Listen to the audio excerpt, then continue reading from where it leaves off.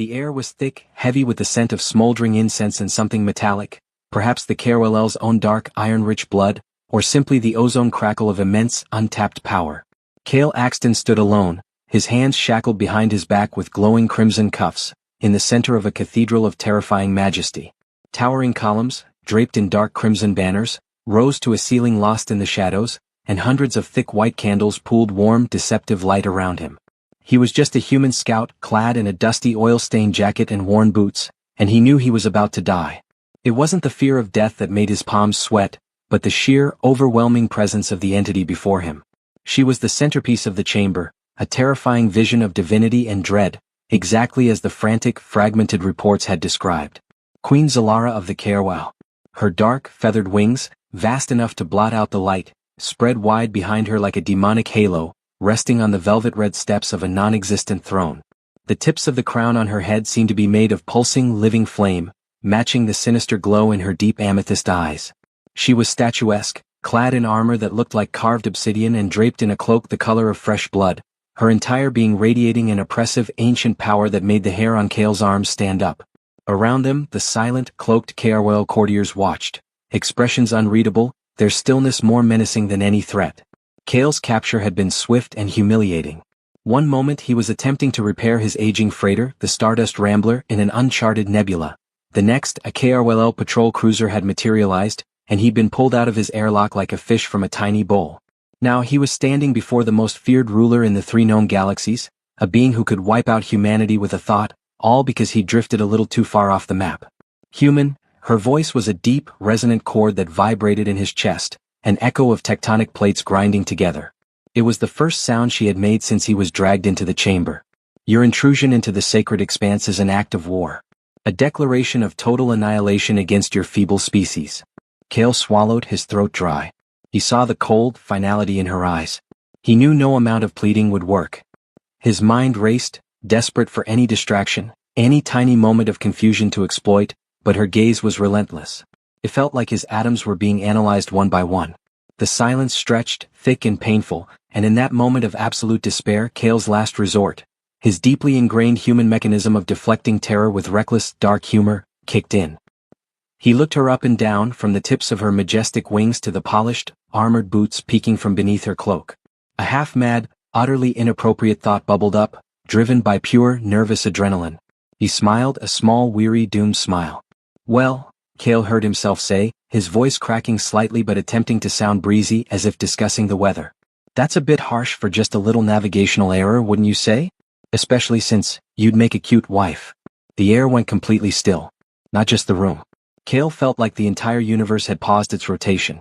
The flickering candle flames froze in their dance. The silent Carwell courtiers stiffened, their collective gasp a soundless wave of shock. Queen Zalara's terrifying face, usually a mask of stoic, ancient authority, lost its composure. Her eyes widened minutely, the fierce light in them flickering. Her magnificent wings shifted, a barely perceptible ruffle of dark feathers. Then, slowly, terrifyingly, a hint of something that wasn't anger or indifference touched her lips. It was a slight, unsettling curve, the barest suggestion of a smile. "I accept." Cale Axton's knees nearly buckled. The crimson shackles around his wrists suddenly felt insignificant compared to the invisible, cosmic chain that had just locked itself around his destiny. "I accept." Cale Axton's knees nearly buckled. The crimson shackles around his wrists suddenly felt insignificant compared to the invisible, cosmic chain that had just locked itself around his destiny. "I accept." The silence was broken by the quiet, unified metallic clink as the KRL guards behind him shifted, not in anger, but in what felt like bemused, awful curiosity. Cale couldn't pull his gaze away from Zalara. The small, unsettling curve of her lips remained, a gesture of amusement that was infinitely more terrifying than her earlier icy disdain. "You find this amusing, human?" she finally asked, her voice having lost its booming resonance and settling into something silkier, more intimate and infinitely more unnerving. Cale tried to gather his scattered wits. This wasn't a negotiation, it wasn't even a death sentence. It was a joke taken seriously by a being with the power to annihilate worlds.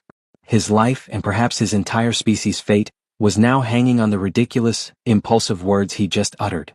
"No, Your Majesty," Cale said, forcing his voice to be steady, adopting the same strange, formal tone she had used. "I find it unexpected. I was going for gallows humor, honestly. A last hurrah before the execution. Execution. Zalara repeated the word, tasting it. A swift end. Simple. Predictable. The KRYL Empire does not reward predictability, human. It rewards audacity. Your species, according to our historical archives, is known for its irrational spontaneity. I find it intriguing that a representative of such a species would, when facing the void, choose to propose a union. She paused, and her eyes, the color of deep space, narrowed slightly. You have placed yourself in a high-stakes cultural scenario. Among the KRYL, an acknowledged public acceptance of a marriage offer is unbreakable. To retract the offer or for the acceptor to be denied is a matter of profound dishonor, punishable by the most extreme public spectacle. Kale's internal alarm bells, the ones he usually reserved for engine failure or pirate raids, were now ringing louder than a supernova. Extreme public spectacle? Look, Your Grace, I really didn't mean it. It was a bad joke. My apologies, I'll take the annihilation now, thanks. A low, resonant sound emerged from her throat, which Kale slowly realized was laughter. It wasn't a cheerful sound, but the rumble of subterranean plates shifting. You wish to substitute total annihilation for eternal servitude? A peculiar choice, human. She extended one long three-fingered hand, and Kale felt a subtle shift in the atmosphere. The heavy shackles around his wrists hissed and crumbled into fine red dust, scattering harmlessly at his feet. You are Kale Axton, correct? A pilot. A scout, she said, the information already known to her, yet stated for emphasis. I am Queen Zalara. And you are now my intended consort. Ambassador Riven, a tall KRYL with particularly sharp armor and an expression of utter disgust, finally broke the frozen silence of the court.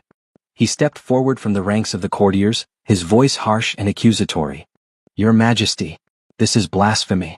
A union with a low-caste, unevolved member of a young and proven species is a profound insult to the bloodlines of the KRYL. You cannot possibly be serious. Zalara didn't even turn her head.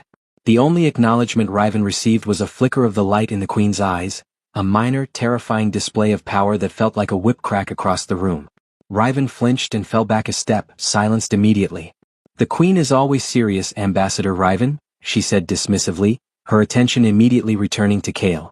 You will address your consort with appropriate respect, or you will find the duties of the Chamber of Mending absorbing. Riven simply bowed low, his entire posture radiating hatred towards Kale.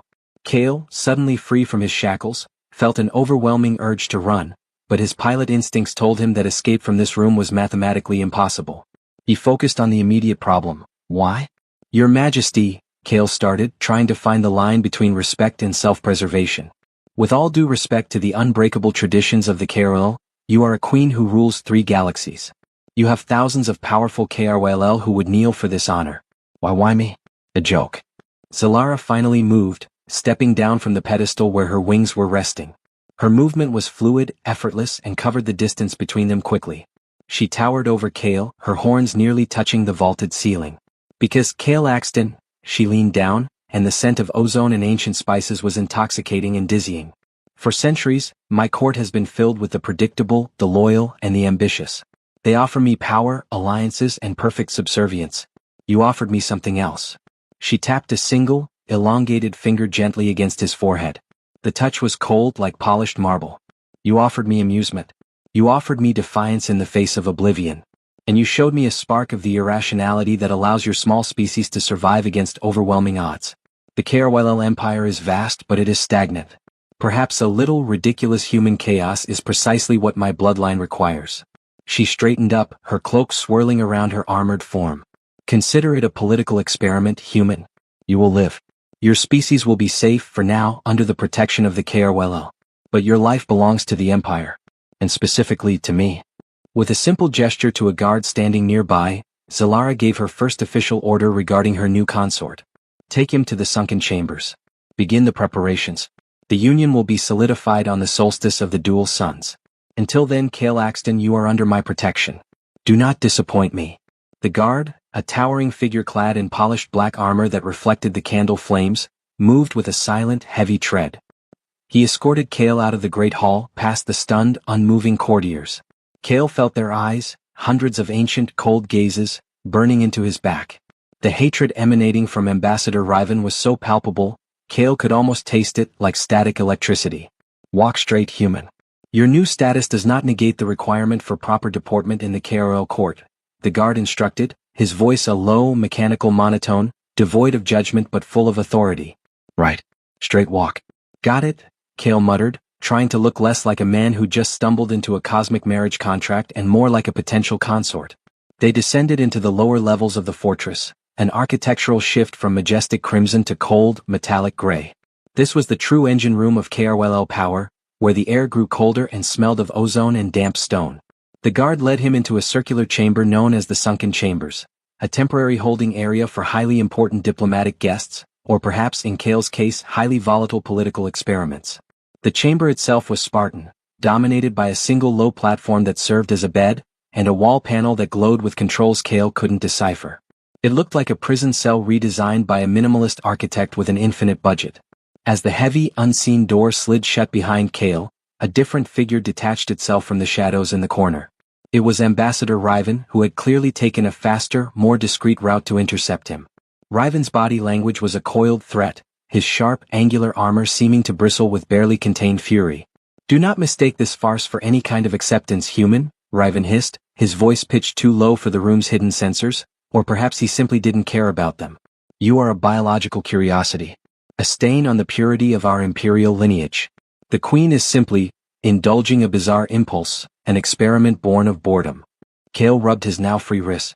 He felt the need to establish dominance or at least parity, but Riven was a creature of political power and ancient strength. Kale had only his wits and the Queen's unpredictable favor. Boredom, huh? Kale leaned against the cold metal wall, adopting a casual, almost mocking posture. "Seems like a dangerous pastime for a galactic empress. You know, if I were her, I'd want something more exciting than a perfectly loyal KRLL husband who agrees with everything. Maybe she prefers a challenge." Riven advanced a single step, his eyes flashing with violet light. "The KRLL do not challenge our Queen. We serve. We strengthen her reign. Your existence here weakens the entire empire, Axton. It broadcasts to the other dominant species that we are susceptible to pathetic, weak species. They will see us as soft. And a full-scale annihilation of humanity because I got lost, that would have made you look strong?" Kale countered smoothly, refusing to back down. "I offered her an alternative to an unnecessary war. A diplomatic solution with benefits. You should thank me, Ambassador. Your solution is a mockery of our sacred union rights." Riven spat, the word union heavy with derision. "The ritual demands a sharing of blood, spirit, and destiny. You do not even share the same air without choking. You are a biological misfit, and the marriage ritual will either destroy you, or it will destroy her claim to the throne. Either way, human, this alliance will be short-lived, and when she tires of your novelty, you will be discarded. By my hand if necessary." He paused, letting his threat hang in the sterile air. "I control the preparations. I manage the court. You will receive instruction, human, and you will follow every ancient, ridiculous custom we impose. I will ensure your failures are spectacular and your compliance absolute. Do not think of escape and do not, for a single moment, believe you hold any power here beyond the Queen's fleeting fancy." With that, Riven gave a curt, formal nod, a gesture Kale instantly recognized as a dismissal, and turned to leave. Kale pushed himself off the wall. "Hey, Riven. Just a quick question before you go," he called out. Riven paused, radiating impatience. "What is it?" "My stuff. My personal effects," Kale said. "My jacket, my boots, my toolkit? They might be low-caste to you but they're my things. Where are they?" Riven looked at Kale's worn jacket with an expression of pure revulsion. "They have been catalogued and incinerated. Your filthy possessions are not fit to remain in the Imperial Citadel. You will be provided with appropriate attire." Kale felt a genuine pang of loss, far stronger than the fear of death. His worn leather jacket, the one that had been his only companion through countless cold voyages, was gone. That was the line. They could threaten his life, but incinerating his gear felt personal. "Incinerated, huh? That's nice," Kale said, the sarcastic edge returning to his voice, his brown eyes holding Riven's furious purple ones. "Well, you tell Her Majesty that her newly acquired consort is going to need a full-spectrum nutrient paste and a data slate that can connect to the KRLL's history archives. If I'm going to be married to a queen, I'm not going to be an ignorant husband. And Riven? Don't forget my size. I need boots that fit, not ones that make me trip over my own species' dignity." Riven's face was a mask of cold fury. He didn't reply, merely slammed his fist against a hidden panel. The heavy door hissed open and he stepped out, the silence of the sunken chamber once again descending upon Kale Axton. Kale was alone, stripped of his past, his freedom and his familiar clothes. He was a piece on a KRLL chessboard, but he knew one thing. He wouldn't just be moved by Zalara or Riven. He would move himself. He had promised the Queen chaos, and chaos, he decided, was what the KRLL Empire was about to get. He just needed to figure out how to access their history archives first. The sunken chamber lived up to its name. It felt kilometers beneath the light and the crimson majesty of the Great Hall, cold and perpetually hushed. After Ambassador Riven's departure, Kale spent the next few hours in restless pacing, ignoring the bland, nutrition-rich paste delivered through a wall chute. His focus was on the data slate Riven had grudgingly provided, a thin, black slab of technology that contained the KRLL historical archives. Kale was a pilot and a mechanic, not a historian, but the KRLL language was instantly and effortlessly translated by the device, a testament to their advanced computing power. He started skimming, looking for anything related to Union rights and consort of the Queen. What he found was chilling. The KRLL Empire was indeed ancient, built not on conquest but on absorption. They didn't just defeat other species, they integrated their technology, their labor, and sometimes their unique biological traits. Their queens were not just rulers, they were the nexus of the KRLL soul, beings of incredible psionic power who channeled the collective will of their species. The role of the consort was even more disturbing. It was described as a vessel of alliance. In the 1,000-year history of the KRLL, only 3 non-KRLL species had been allowed a union, and all 3 species had eventually been fully absorbed into the KRLL collective consciousness, losing their individual identity entirely. The union rite wasn't a marriage, it was a ritual of spiritual subjugation, a profound, irreversible merging of essences. The consort was not meant to rule, they were meant to be consumed. Kale felt a sudden chill that had nothing to do with the temperature of the sunken chamber. Riven hadn't been exaggerating. He wasn't just risking his life, he was risking his entire existence, the very essence of what made him human. Spiritual subjugation. Destroy you or it will destroy her claim. Riven's words now had a terrifying new context. He desperately needed to talk to someone on the outside. His priority shifted instantly from survival to contact. He located the primary communication console in the chamber, a small, recessed panel near the doorway, and activated his technical skills. The KRLL network was a fortress, layered with impenetrable firewalls and guarded by incredibly complex encryption. It was far beyond his capacity to hack directly. But Kale wasn't aiming for the main network. He was aiming for the fringe. He remembered a small, obscure piece of tech from his own ship, the Stardust Rambler, a custom-made low-power directional beacon he used for sending compressed data bursts through dense nebulae. He had always kept it hidden beneath a floor panel. Wait, Kale thought, standing up abruptly. Riven said my gear was incinerated. He walked over to the console, tapping a few random icons until he found the internal security schematics of his chamber. The KRLL were meticulous. He found the section detailing biological contaminant disposal. Riven hadn't lied about incinerating his clothes. But there was a subsection, technology of foreign origin, quarantine and analysis. His customized emergency beacon, small and almost biologically inert, was likely sitting in a sterile analysis lab somewhere in the Citadel. Kale returned to the data slate, now using it as a search engine within the KRLL's own internal architecture. He searched for the lab that handled foreign technology. He found it, Sector Beta 9, Sublevel 4, the Cryptology Wing. Now for the next step, contact. He needed to send a distress signal, one that wouldn't set off KRL alarms but would be recognized immediately by his only reliable contact, Pilot Zara. Zara was his former co-pilot, a sharp, cynical woman who ran a small, legitimate freight business in the Outer Rim. Kale had a single, almost unbreakable security protocol with her. A unique, compressed data signal disguised as a low-priority commodity manifest update for Spice Merchant Zara. It was a data signature only her personal ship AI would flag as an emergency. He started composing a compressed message using only technical symbols and numerical shifts, hiding the text. Crashed Krill SCB-9 Queen Proposal Riven Wife Union Right Fatal. Need extraction. He calculated the power draw. He couldn't broadcast from this chamber. The internal jammers were too strong. He needed to get closer to Sector Beta 9, where the security was slightly less intense. Just then the heavy door hissed open again. This time it wasn't Riven but a different kind of KRL, a smaller, less armored figure with large, expressive eyes and a uniform that suggested a non-military administrative role. Consort Axton, the KRL greeted him, its voice soft and slightly musical.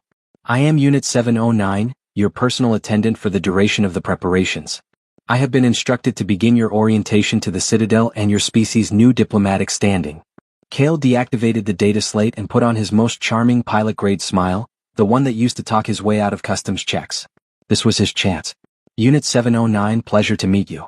Just Kale is fine. And I'm dying to learn about the Citadel. I'd love to start with the cryptology wing. You know, to better understand the history of this union, Kale said, injecting a subtle, deceptive curiosity into his tone. I'm sure that's a key part of our history, right? Unit 709 tilted its head, its large eyes blinking slowly. The cryptology wing is restricted, Consort Axton. However, the Queen has authorized a comprehensive tour of the Cultural Preservation Archives in Sector Beta 7. They hold detailed schematics of all foreign technology absorbed by the KRLL. Beta 7 is 2 sectors over from Beta 9, Kale calculated rapidly. Close enough to start looking for a security weakness. The KRLL love their archives. Perfect, 709, Kale said, rising to his feet. Lead the way. And tell me, do you guys have any decent coffee around here? Or just the nutrient paste? The attendant simply processed the irrelevant human query, already moving toward the door. The KRLL ingest only nutrient paste, Consort Axton. We have allocated the optimal blend for your biological requirements.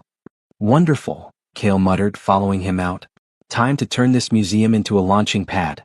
The Cultural Preservation Archives in Sector Beta 7 were a marvel of unsettling KRLL efficiency. Unlike the majestic organic architecture of the upper levels, Beta 7 was a labyrinth of precisely organized, glowing data crystals and holographic displays. It felt less like a museum and more like a colossal, silent brain. Unit 709 was meticulously thorough, explaining the process by which the KRLL cataloged and preserved the cultural remnants of species they had absorbed. It spoke with academic detachment about the dissolution of languages and the integration of technologies. The KRLL believed that true power lies in knowledge integration, Consort Axton, Unit 709 explained, its musical voice echoing faintly in the vast hall. When a species' core essence is unified with the nexus, its knowledge base becomes universally accessible to all KRLL. Kale, now wearing a simple tailored KRLL uniform, dark, comfortable, and depressingly sterile, feigned interest in a display detailing the primitive flight mechanics of a long-dead insectoid race. In reality, his attention was solely focused on the security infrastructure. He noted the patterns of the ceiling sensors, the power conduits running through the floor, and the faint, almost imperceptible tremor in the walls. Beta 7 was a hub of energy, and its security, while sophisticated, was designed for internal threats, KRLL spies or malfunctioning units, not for a human pilot looking to transmit a signal. Fascinating, Kale said, moving casually towards a massive holographic display of a star chart, which served as the archive's central power hub. Tell me, 709, in all this absorption, have you ever cataloged a technology that transmits data across heavily jammed space? My old ship had a few tricks. I'm curious if you found them. Unit 709 paused. Such a technology would be in the cryptology wing, Sector Beta 9, as it presents a significant security risk. Only technologies deemed inert are held here. So, my emergency beacon is definitely in Beta 9, Kale confirmed internally. He shifted his focus to the data slate, which Riven had unlocked only for historical viewing. He started searching for Queen Zalara's history. This information was heavily redacted, but Kale was looking for anomalies. He eventually found a single non-KRLL reference to the Queen in a footnote of a long-term economic treaty. The Nexus Queen was granted sovereignty after the first confluence of the Eridani Rift, a war that lasted centuries and ended with the total collapse of the prior imperial structure. The implication hit him hard. Zalara was not the original, eternal KRLL ruler. She was powerful, yes, but she had taken the throne after a devastating war. She might be centuries old, but she was still a relatively new queen presiding over an ancient, rigid empire that was perhaps weaker than it looked.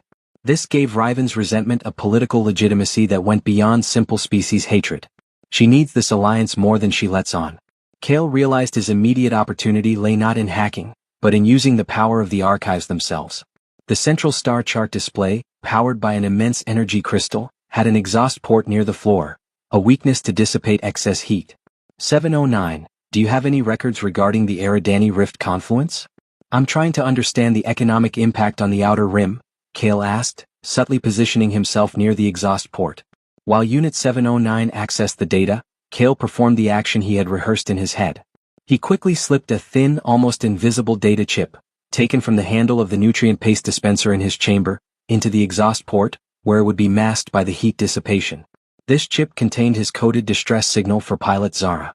He didn't need to break the KRLL network. He just needed to use the massive power of the star chart hub to generate a localized energy spike. When the KRLL system tried to correct this momentary spike, the resulting energy fluctuation would broadcast his tiny compressed signal as a ghost data burst, a message disguised as system error noise.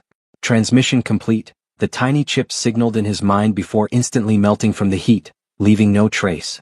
Kale stepped away from the hub as Unit 709 turned around, projecting a holographic map of the Eridani Rift. The economic impact was minimal, Consort Axton. The KRLL absorbed the assets, so the net value to the Empire was zero loss, 709 reported. Right.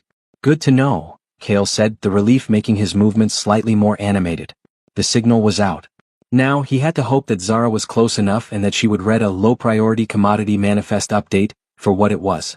We have a problem and the solution is insane. As the tour concluded and Kale was escorted back to the sunken chamber, a different figure intercepted him in the corridor. It was Queen Zalara herself, flanked only by two massive, silent guards. She wore a simpler, dark gown, but her presence was still overwhelming. The attendant reports you are inquiring about my history, Consort Axton, Zalara stated, her voice a soft command. Kale stood taller. I am inquiring about the history of my future spouse and the entity responsible for my species' newfound protection, Your Majesty. I believe it is a critical part of the integration process. Zalara looked at him, not with anger, but with an odd mixture of curiosity and a deep, ancient sadness. The history of the KRLL is heavy, Kale Axton. It is not meant for the flimsy vessels of humans. You seek power where you should seek compliance. I seek understanding, Your Majesty, Kale corrected gently. I intend to be the best consort the KRLL Empire has ever absorbed. To do that, I need to know your vulnerabilities. If you are weak, your empire is weak and my species is back on the menu. A hint of that strange, unsettling amusement returned to her eyes. My vulnerabilities? You are bold. Come. I will show you precisely what happens to those who confuse boldness with recklessness. She gestured for him to follow, bypassing the sunken chamber and leading him toward a different, smaller, and intensely private set of black obsidian doors. The Union rites begin now, Kale. Not when the solstice arrives. You will learn the true meaning of being a Nexus consort. The obsidian doors hissed open, revealing a stark contrast to the ceremonial grandness of the KRLL court. This was not a throne room or a fortress command center, but a private sanctuary. The room was cavernous, yet felt surprisingly empty, dominated by a single immense pane of dark crystalline glass that offered a breathtaking, terrifying view of the spinning, vibrant purple and green spiral of the KRLL home galaxy. The atmosphere here was different. The oppressive power of Zalara's public presence was muted, replaced by an ancient, almost sorrowful stillness. There were no candles, no silent guards, and no Ambassador Riven. Just Kale, Zalara, and the silent, overwhelming galaxy outside the window. This is the Nexus chamber, Zalara stated, walking toward the window. Her long, dark gown trailed behind her, the heavy armor now absent, making her appear slightly less terrifying, though no less imposing. It is where the KRYL Queens commune with the collective consciousness of the Empire. It is also where I rest. Kale followed, his eyes drawn to the sheer scale of the galaxy spinning outside. It was beautiful, vast, and deadly. You don't have guards here. A security measure is only necessary when one is vulnerable, she replied, her gaze fixed on the stars. I am the Nexus. The entire Empire is my guard. And besides, she turned slightly, a faint, metallic smile touching her lips, who would dare enter my private sanctuary uninvited, knowing that a single lapse in protocol could result in complete existential erasure? She was not trying to scare him, she was simply stating a fact. So this is where you show me your vulnerabilities? Kale asked, stepping closer to the viewport. I doubt it. I see immense power here. Power is the vulnerability, Consort Axton, Zalara countered, her voice dropping to a near whisper. The KRYL Empire is not run by a body of rules. It is run by my will. Every decision, every life, every war, every annexation, it all passes through me. Do you know what it is like, Kale, to carry the collective weight of 1,000 assimilated species? To constantly feel the pulse of 500 billion souls? It is a silence so profound that it becomes a scream. She paused, and Kale felt an unexpected shift in the atmosphere, a wave of deep, cosmic exhaustion that seemed to emanate directly from her.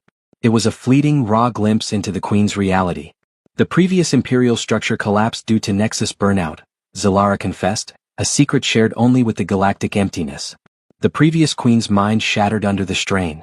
I had to merge with the Nexus during the Eridani Rift confluence to prevent total societal collapse. I am powerful, yes, but I am also tired. Kale stared at her, the pilot instincts kicking in. Exhausted core. This was the critical weakness Riven knew about. This explained the desperate, bizarre move to accept his joke proposal. She needed a distraction, a disruption to the endless cycle of KRYL rigid bureaucracy, and perhaps something utterly human to break the monotony. And you think I can fix that? Kale asked, genuine doubt coloring his voice. I'm an irreverent pilot who makes bad jokes. I'm not a Nexus therapist. Zalara finally moved away from the window, closing the distance between them. She reached out, and this time her touch was not cold, but possessed a subtle internal warmth. Her long fingers gently took his hand. You possess spontaneity, she said, looking intently at the texture of his skin, a stark contrast to her own polished, almost metallic surface. The ability to act without 3,000 years of strategic calculation. That is a form of chaos. When the union rite occurs, Kale, my mind will open to yours. I will absorb the experience of your entire life. If that life is filled only with the rigid calculation of my own kind, it will accelerate the burnout. She tightened her grip slightly. But if your mind is an explosion of unpredictable joy, fear, and utter madness, if it is truly human, it might act as a catalyst, a sharp jolt of foreign energy to reset the ancient circuit. Kale realized the sheer horrifying stakes. This wasn't about love or alliance. It was about Zalara using him as a psychic defibrillator to save herself and her empire. The Union Rite wasn't meant to destroy him, it was meant to change her. And if it failed, they both risked annihilation. And what do I get out of this highly complicated suicide pact? Kale asked, maintaining eye contact. Zalara looked surprised by his directness. I offered you security for your species. And perhaps, knowledge. You will know the universe as no human has ever known it. I don't want to be absorbed, Zalara. Not even for knowledge, Kale said firmly, using her name for the first time without a title. I need my freedom, my mind. I need a promise that I get to walk out of that ritual as Kale Axton, not just another voice in your screaming silence. Zalara studied him, a long, careful assessment. She seemed genuinely impressed by his stubbornness. That is a variable I cannot guarantee, human. But I can guarantee this, I will not willingly extinguish your light. If you survive the full integration, you will be my consort, and I will grant your species an embassy seat on the Imperial Council, permanently bypassing Ambassador Riven's authority. A guarantee of your species' security forever. It was the best deal Kale could have hoped for. The risk was absolute, but the reward, the permanent security of humanity, was worth the gamble. All right, Queen Zalara, Kale said, pulling his hand gently free. You've got a deal. Now, if I'm supposed to give you a jolt of chaos to fix your burnout, I need to start living like a man who isn't about to be consumed by his wife. I need my ship back. Zalara gave him a strange, cold smile. That is an ambitious request, consort. We shall see. For now, you will prepare. The next day began Kale's formal and torturous introduction to KRLL high culture, all under the watchful, venomous eye of Ambassador Riven. The location was the Hall of Tenets, a vast, sterile room filled with monolithic stone tablets carved with KRLL laws and philosophies. The lesson plan was simple. Memorize 3 millennia of KRLL customs, rituals, and languages, and do it perfectly or face Riven's quiet scorn. Riven, dressed in heavier ceremonial armor than usual, stood before Kale like a statue of judgment. Unit 709 was present, silently observing. The Queen demands that her consort understand the weight of his station, Riven sneered, his voice cutting through the silence. We begin with language. The official dialect, High KRLL, has 14 complex tenses and requires tonal precision for every utterance. Your guttural human language is insufficient for conveying respect. Kale, now acutely aware that Riven wanted him to fail the Union rites and feared the Queen's burnout, decided to turn the lesson into a performance.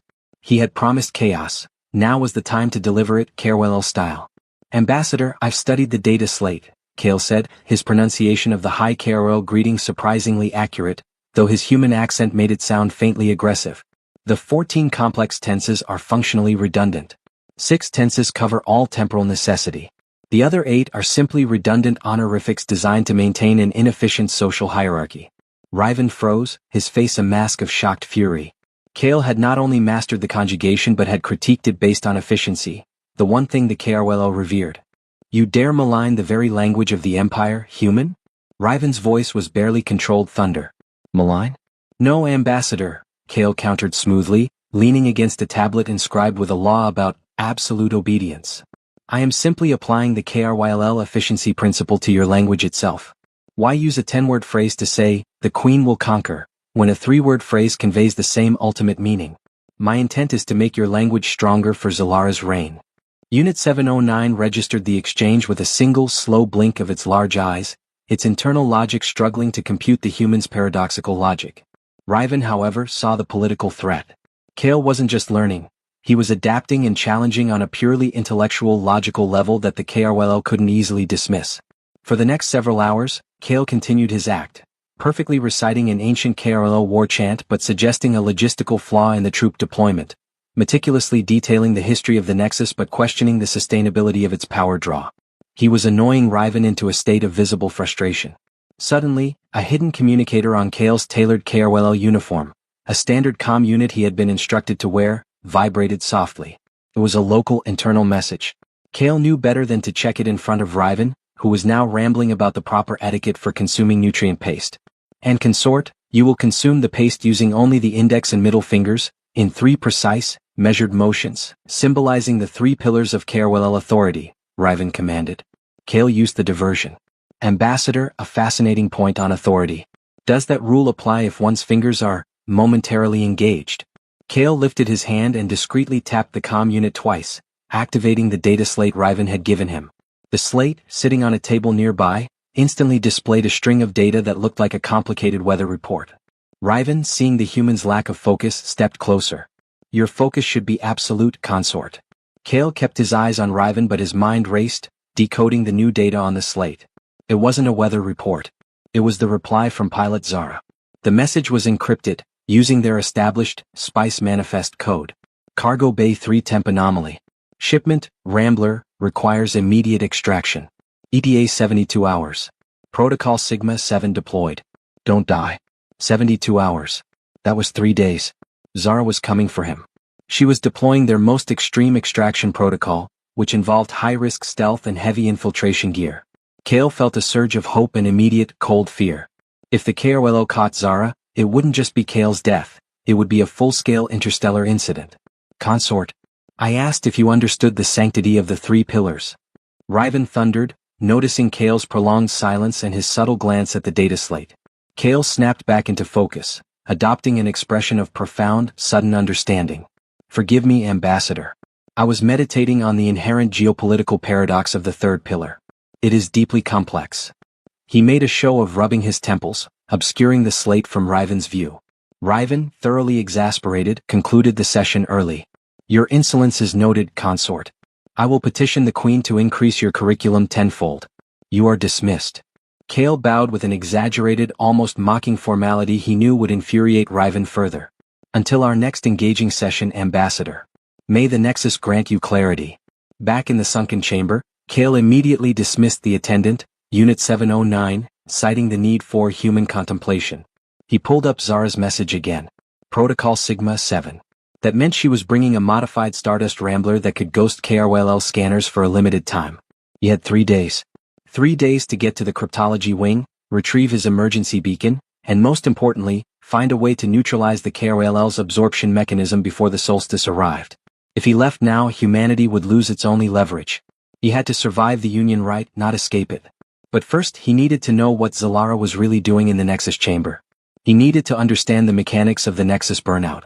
Kale did not request an audience. He simply left the sunken chamber after overriding the internal lock, a small, discrete piece of human ingenuity involving a repurposed nutrient paste chip. He moved through the cold, metallic corridors, using the internal schematics he'd briefly glimpsed in the archives. His goal was the private quarters, the Nexus chamber, where formality dissolved into dangerous truth. He found the obsidian doors easily. They were locked with a sophisticated psychic seal that registered his KRLL uniform but paused at his human biology. Instead of forcing it, Kale placed his hand against the cold surface, leaned in close and simply said in a clear, carrying voice, Queen Zalara, you asked me to bring chaos. Chaos doesn't knock. I need to talk about Nexus burnout. The doors hissed open instantly. Kale walked into the vast, silent chamber. Zalara was exactly where he'd left her, standing by the crystalline viewport, gazing out at the swirling galaxy. She did not turn around immediately, but the intense power surrounding her seemed to crackle a little sharper. You learn quickly, Kale Axton, she said, her back still to him. That is a term reserved for the most senior members of the KRYLL Council. Riven must be quite upset that you found it. Riven's upset is the least of my concerns, Kale replied, walking towards her. He kept a respectful distance, keenly aware that he was the only human to ever challenge a Carwello queen in her sanctuary. I've read the records. The Union right isn't an alliance, it's absorption. You don't just grant my species protection, you plan to harvest my mind to reset your deteriorating psychic core. The burnout isn't just exhaustion, it's the Nexus beginning to reject its host. Zalara finally turned. Her eyes were piercing, not with anger but with a cold, almost clinical appraisal. Your assessment is largely accurate. The Nexus is ancient. It demands efficiency and perfection. Your species' mind is none of those things. It is beautiful, volatile, and illogical. It is the perfect poison to fight the systemic rot. A poison that might kill the host, Kale countered. Or, more specifically, a poison that will shatter my mind and leave me as another screaming voice in your collective silence. And that is where the variable lies, consort, Zalara said, taking a slow step toward him. When I accept the Union, I will open the Nexus fully. It will seek to absorb you. Every consort before you, the Valerian, the Gortha, the Zeunt, they all succumbed. Their minds were too rigid, too dependent on logic and pattern. They were absorbed instantly. She stopped directly in front of him, towering over him, her gaze boring into his human frailty. You, Kale Axton, have that chaotic, illogical fire I need. Your survival hinges entirely on your resistance. Your ability to remain Kale. If you can withstand the initial surge and maintain your individuality within the Nexus, you reset the core and you live. If you fail, I gain a momentary respite and you become a memory. Kale felt a chill that transcended physical fear. This was a psychic duel for his soul. Zalara wasn't planning a simple assassination, she was planning an existential gamble with him as the chip. Then you must help me prepare for resistance, Kale stated, his voice firm. I don't need lessons on KRYL manners from Riven. I need to reinforce what makes me me. I need what Riven incinerated. Your sentimental garments? Zalara scoffed. No, my ship. The Stardust Rambler, Kale specified. It was designed and built by me. Every bolt, every circuit, every line of code.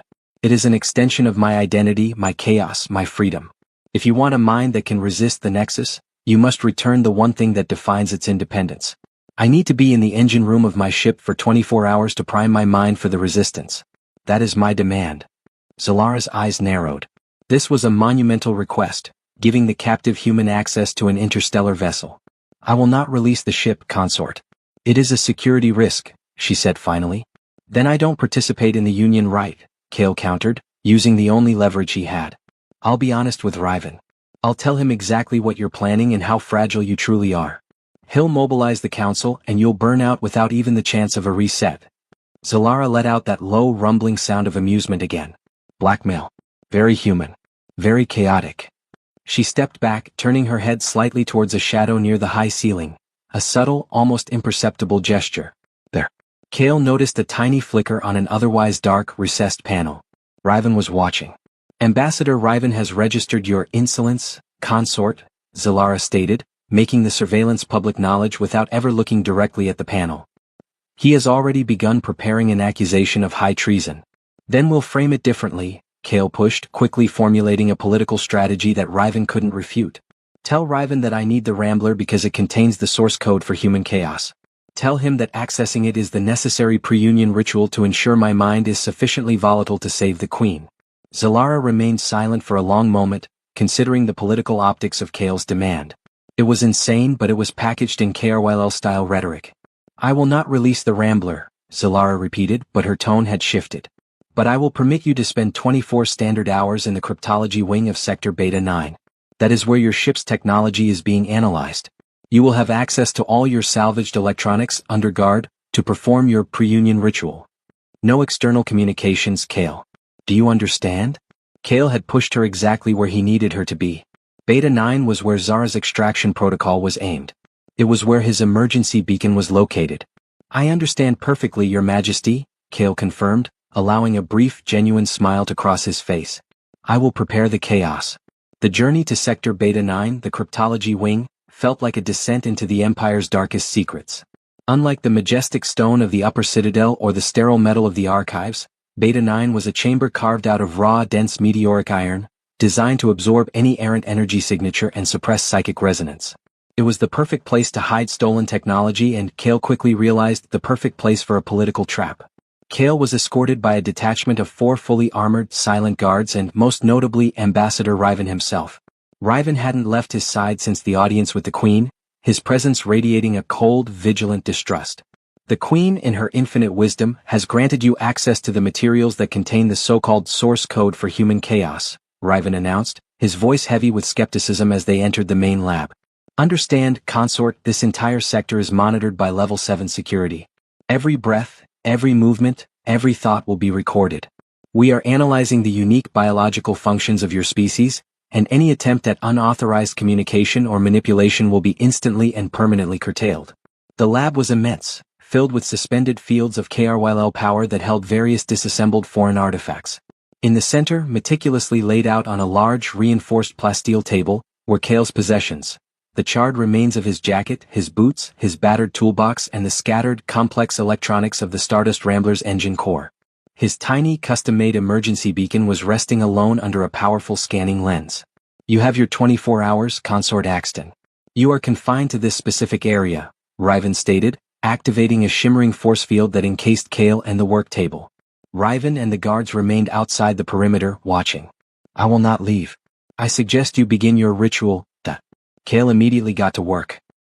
He ignored Riven for the moment, approaching the table and picking up the remnants of his old ship. He ran his fingers over the familiar, scorched metal of his engine core, the place where he had spent most of his life. This was his grounding, the anchor to his human identity. He needed to achieve two things simultaneously: prime his mind for resistance against the Nexus, and create a physical landing signal for Zara. First, the resistance. Zalara said the Nexus absorbed those who were rigid and predictable. Kale knew he had to reinforce his chaotic human connection to his work. He started reassembling a small, intricate piece of the engine's power coupling, deliberately ignoring the KRLL's logical labels etched on the parts.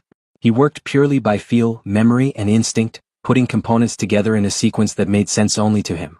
He focused on the improvisational mindset of a human pilot, making it work even if it wasn't perfect. As he worked, he spoke aloud, mostly to himself but loud enough for Riven and the hidden microphones to hear.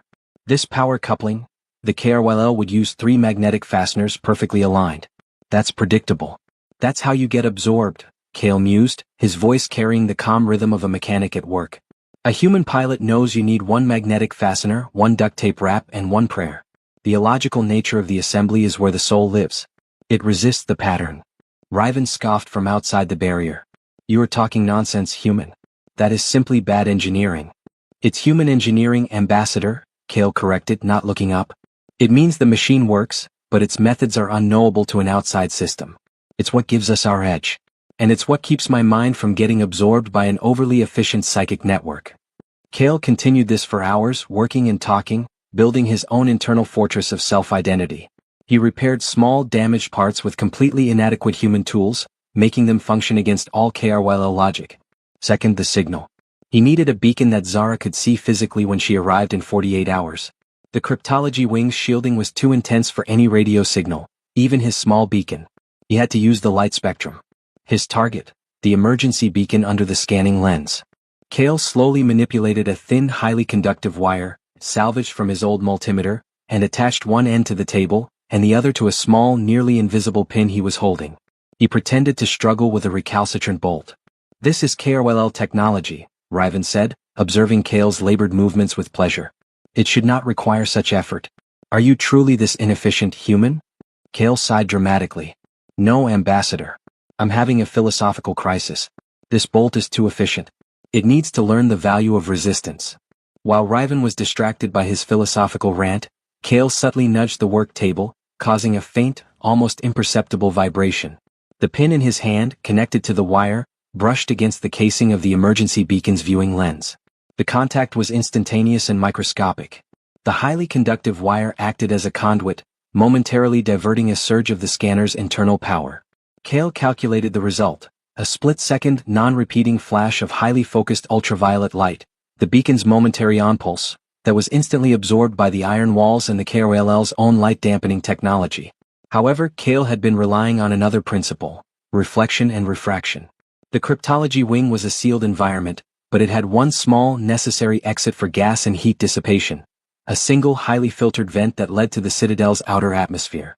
Kale had calculated that the UV light, even filtered, would be just bright enough to be reflected by a specific high-altitude ice crystal cloud only visible at a particular orbital angle. If Zara was following his previous message and was now stealthily orbiting at the designated coordinates in the Sigma-7 protocol, her ship's ultra-sensitive spectral sensors would detect that single highly unusual non-KRLL flash of UV light reflected by the ice cloud. It was a message hidden in plain sight, a tiny ripple in the vast ocean of KRLL silence. Signal sent, Kale thought, letting go of the pin. Riven, oblivious to the critical breach, stepped closer to the barrier, his face contorted in a sneer. You look relieved, consort. Has your chaos ritual concluded? For now, Ambassador, Kale said, wiping his oily hands on a rag. I've locked down the core concepts. Now I need to understand the KRYLL soul better. I need to be taken to the central archive of assimilated personalities. I need to hear the screams Riven told me about. Kale knew the archive was a place of immense psychic danger, designed to intimidate potential threats. He was deliberately walking into a mental trap, but he needed to prove to Zalara, who was surely watching, that his chaos was fearless. Kale's request to visit the central archive of assimilated personalities was met with immediate, cold compliance by Riven. The ambassador clearly saw it as an opportunity to break Kale's mental resilience without physically harming him, thus maintaining the Queen's precarious political experiment. The archive was located in a non-shielded sector, where the ambient psychic resonance of the Citadel was strongest. It was a dark, circular void, not a room of data but a chamber of residual consciousness. Kale and Riven stood on a small, isolated platform suspended in the center. This, Consort Axton, is where the minds of all past consorts and assimilated species reside, Riven explained, his voice taking on a grim, almost liturgical reverence. The Nexus collects their consciousness as it consumes their identity. Listen closely, human. You may hear their final despair. The air was heavy not with scent but with feeling. Kale felt a cacophony of silent emotional static pressing against his mind, flickers of ancient fear, lost love, and the profound, agonizing sense of self-dissolution. It was the raw, unadulterated essence of the Nexus's hunger. Kale braced himself, focusing on the scent of his own sweat and the gritty, familiar oil ingrained in his fingernails from his work in Beta 9, simple physical anchors to his humanity. Riven watched him, waiting for the human to crumble. But Kale focused on finding a pattern in the chaos. He didn't resist the energy. He surfed it, searching for the unique, chaotic flicker of the human minds that had failed before him. And he found them. Buried beneath the fear of the Valerian, the rage of the Gortha, and the sorrow of the Zinch, was a tiny, localized pocket of pure, frantic calculation. The memory of the 3 previous human minds that had been absorbed by the Nexus, centuries apart. They hadn't screamed in despair. They had calculated furiously, searching for an escape they never found. They tried logic. They failed. Kale let the realization wash over him, letting the ancient fear of the KRYLL-absorbed humans enter his mind, and then he deliberately rejected it. He laughed, a short, genuine, nervous chuckle that cut through the somber atmosphere. It's not despair, Ambassador, Kale said, turning to Riven, his voice steady. It's bad data. They tried to solve the Nexus with their own logic. They were too predictable. I can feel their panic. It's boring, actually. Riven's face darkened, furious that Kale had not only survived the mental onslaught but had insulted the KRLL's psychic bounty. You lie. Riven roared, dropping all pretense of calm. You are shaken. Just as Riven's rage peaked, Kale's internal comm unit buzzed. Not a local KRLL message, but a highly directional, compressed data burst that only his suit's customized receiver could process. It was Zara. She had seen his UV flash. Kale instantly and deliberately made an exaggerated show of scratching his ear, activating the receiver and allowing the encrypted text to flash momentarily across the inside of his optical implant. On station. T12HA. Cryptology wing roof. Need power surge. You must be alone. Zara. Kale only had 12 hours. And he needed a power surge at the cryptology wing roof, a final, massive distraction to mask her atmospheric entry. He also needed Riven gone. Kale dropped his hand and faced Riven, the calmness replaced by a cold fury. You want to know what's truly shameful, Ambassador?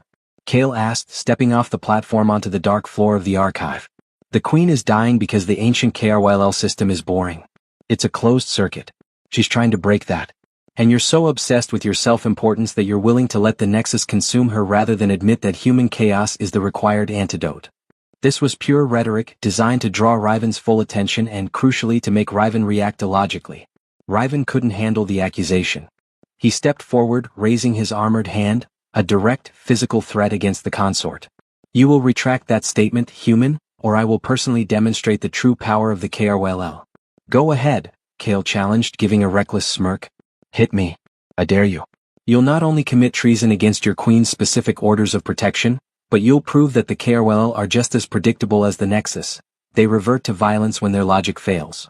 Riven froze, his hand trembling inches from Kale's face. The accusation of predictability, the ultimate insult to a KRYLL strategist, hit him harder than any blow. He slowly lowered his arm, his breath rasping through his helmet. I will not violate protocol, human, Riven spat, regaining a semblance of control. But I have observed your movements closely. The cryptology wing. Your odd fascination with heat vents. The specific timing of your supposed ritual. Riven's eyes narrowed dangerously.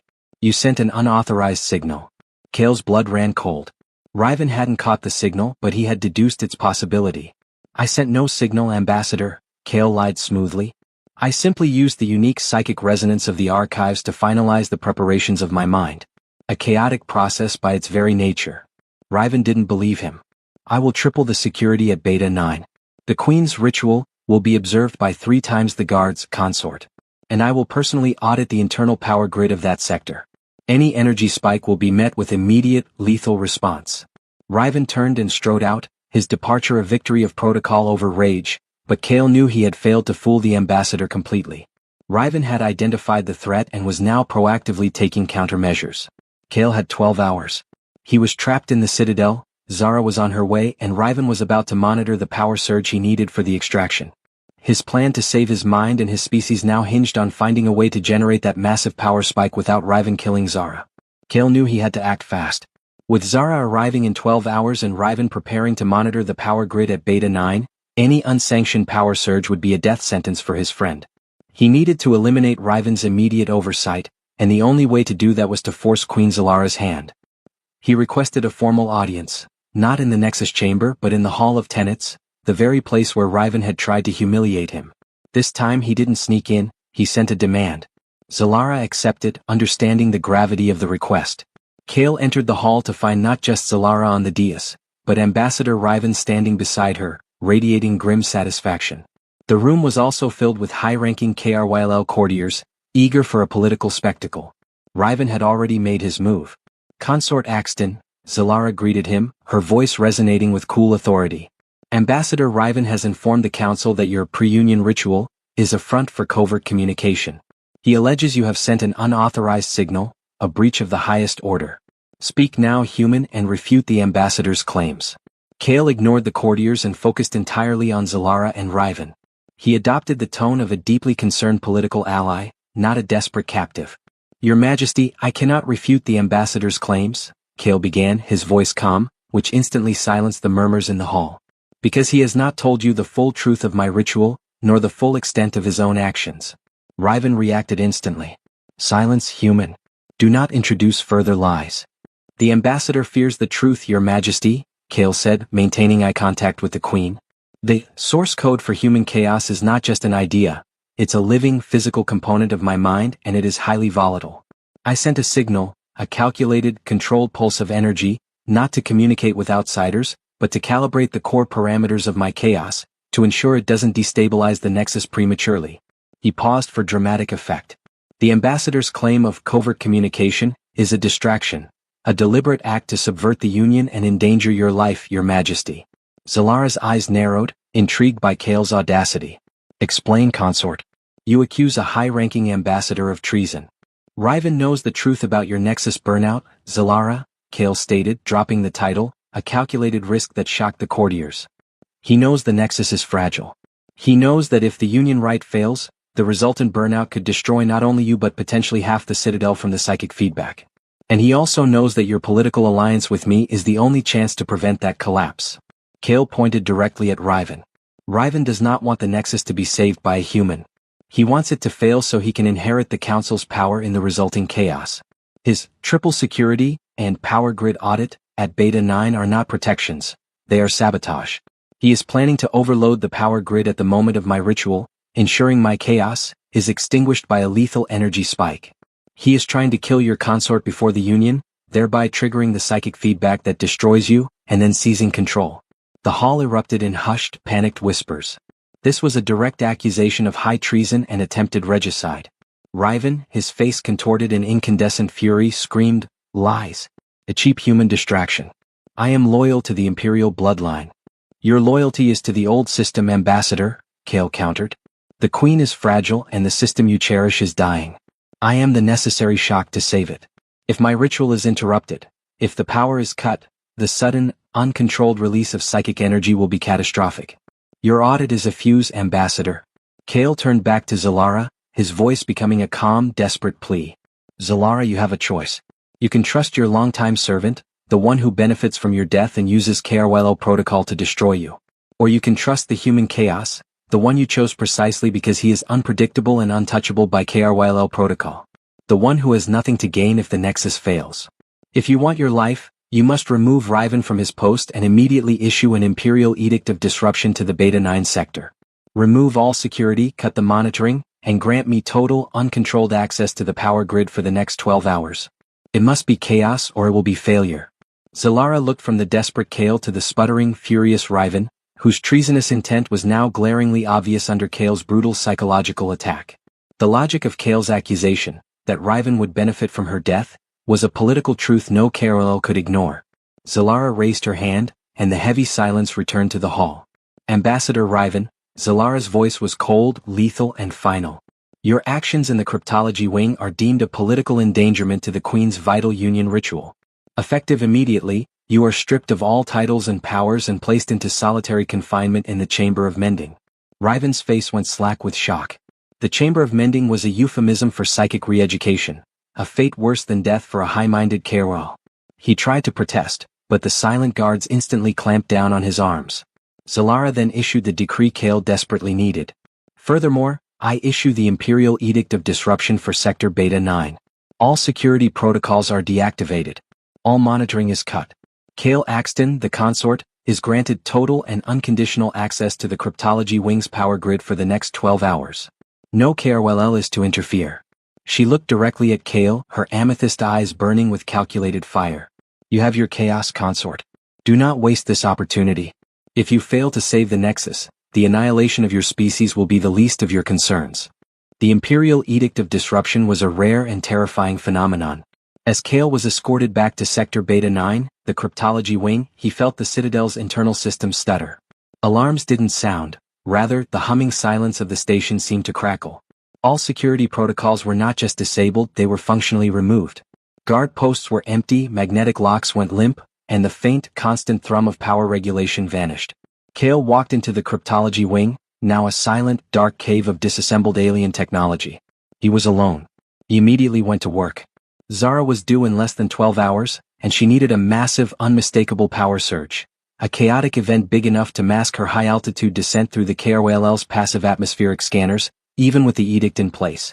Kale focused on the central power conduits leading into the huge energy crystal that powered the artifact scanners. The KRLL, in their pursuit of efficiency, had over-engineered the power delivery system, creating a single, enormous bottleneck designed to handle fluctuating loads. Bad engineering for an explosion, perfect for a controlled overload, Kale thought, pulling out his battered, small human toolkit that Riven had grudgingly permitted as part of the ritual. He bypassed the crystal's dampeners and began rerouting the excess energy from 3 separate, deactivated subsectors directly into the main conduit. This wasn't hacking, it was pure, high-risk electrical mechanics. He was creating a pressurized balloon of energy, waiting for the right time to release it. He calculated that the resulting surge would blind the local scanners for approximately 3 standard minutes, exactly the window Zara needed. As Kale was stripped down to his undershirt, his hands covered in oil and sweat, working frantically on the exposed conduit, a small, crystalline datapad suddenly materialized on the work table next to his tools. It hadn't come through the door, it had appeared via KRLL teleportation technology, instantly cooling the surrounding metal. Kale stopped, his heart pounding. It wasn't KRLL system hardware, it was Zalara's private frequency. He picked up the pad. The screen was black, displaying only a single line of high KRLL text. The Nexus is silent. I see Riven's fear in your victory. Do you risk my life for your friend or your species' freedom? Answer me truthfully, consort, before the solstice comes. Kale realized Zalara hadn't just given him space, she had given him a test. She knew he was planning something and she wanted to understand his human motivation. His answer would determine not just the success of Zara's extraction, but the nature of their entire future union. He typed his response quickly and honestly, focusing on the core concept of human loyalty. I risk my life for my species' freedom. I risk nothing for my friend because she risks her own life for me. That is not calculation, Your Majesty. That is trust. It is a chaos the Nexus needs to learn. He placed the pad back down. It instantly shimmered and vanished, leaving behind only the cold spot on the table. He finished wiring the last conduit, the hum of restrained power building steadily around him. The air grew heavy with ozone, a smell Kale knew intimately from years of pushing his own ship to the breaking point. The power surge was ready. Now he needed a detonator. Something external to the Citadel's main system that wouldn't be registered as a hostile KRYL action. Kale picked up his only remaining personal artifact, his battered, old multimeter. It was a human tool designed to measure power, not control it. He opened the back panel and bypassed the safety circuits, wiring the internal battery directly to the output sensor. It was crude, but it would work as a perfect, non-KRYL initiating trigger. He set the multimeter next to the conduit, ready to activate on contact. Suddenly, Unit 709 appeared in the entrance, moving nervously. The attendant was clearly distressed by the power fluctuations and the lack of security. Consort Axton. The ambient energy levels in this sector are exceeding safety parameters. I advise immediate cessation of the ritual. Unit 709 pleaded, its musical voice strained with panic. Kale didn't look up. The Queen ordered disruption, 709. This is the disruption. Go back to your post. If the Queen asks, tell her the chaos is escalating. But the structural integrity and the chronal fluctuation. 709 warned, its voice high-pitched. Chronal fluctuation? Kale stopped. That was a serious problem, meaning the power surge wasn't just physical. It was starting to affect the time-space stability around the energy crystal. The 3-minute window he planned for Zara might be disrupted, or worse, the temporal disruption could affect her ship's stealth systems. He looked at the digital readout on his multimeter. T-12 hours. Zara was due. Kale knew he had to reduce the surge time immediately to counteract the chronal fluctuation risk. He had to trust Zara's piloting skills to make the drop in less than 3 minutes. He quickly adjusted the wiring, reducing the available surge time to 90 seconds. It was a terrifyingly small window for a complicated high-altitude extraction, but it was the only way to minimize the temporal danger.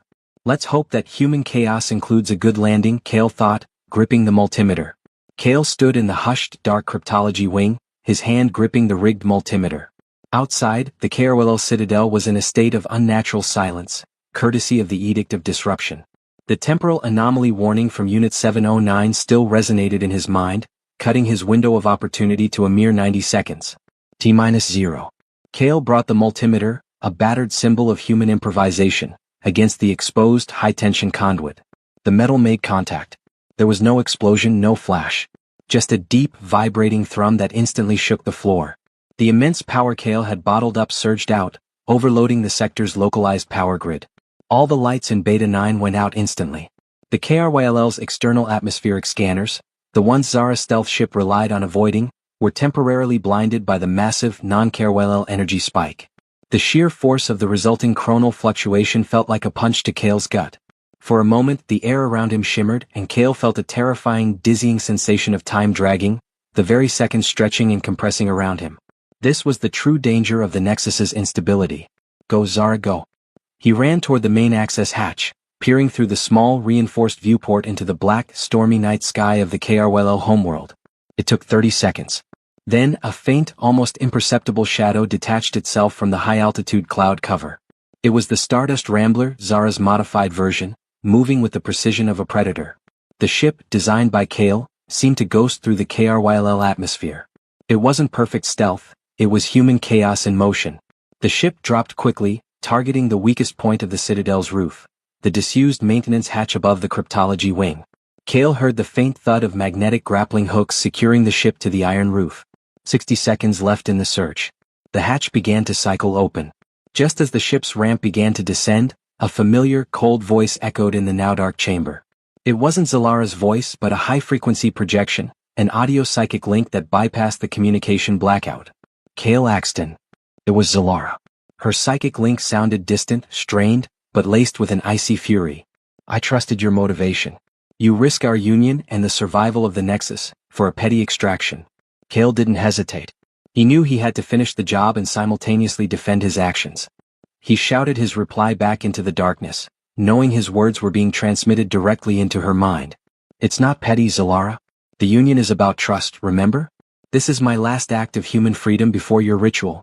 I am showing you that the chaos you need is fiercely loyal. I'm not abandoning my only friend. If you want a consort that can resist absorption, you need one who keeps his promises. The psychic link went silent for a beat, a heavy, cosmic pause. Then the ramp slammed down and pilot Zara stepped onto the floor. She was clad in military-grade infiltration armor, a bulky but efficient suit that made her look like a mercenary ghost. She had a high-powered, non-lethal KRYLL tech disruptor rifle resting on her shoulder. Kale? Are you insane? We have 20 seconds. Let's go. Zara yelled, her voice muffled by her helmet. Kale walked straight towards her, not towards the ramp. Zara, I'm not leaving, Kale said, standing directly under the ramp. Zara stopped dead. What? Kale, are you concussed? Riven's coming back and the Queen is furious. You've got to be joking. No joke, Zara. I'm staying, Kale repeated. I got you the extraction window. You take the Rambler and go. I secured humanity an Imperial Embassy seat on the Council. I'm the leverage.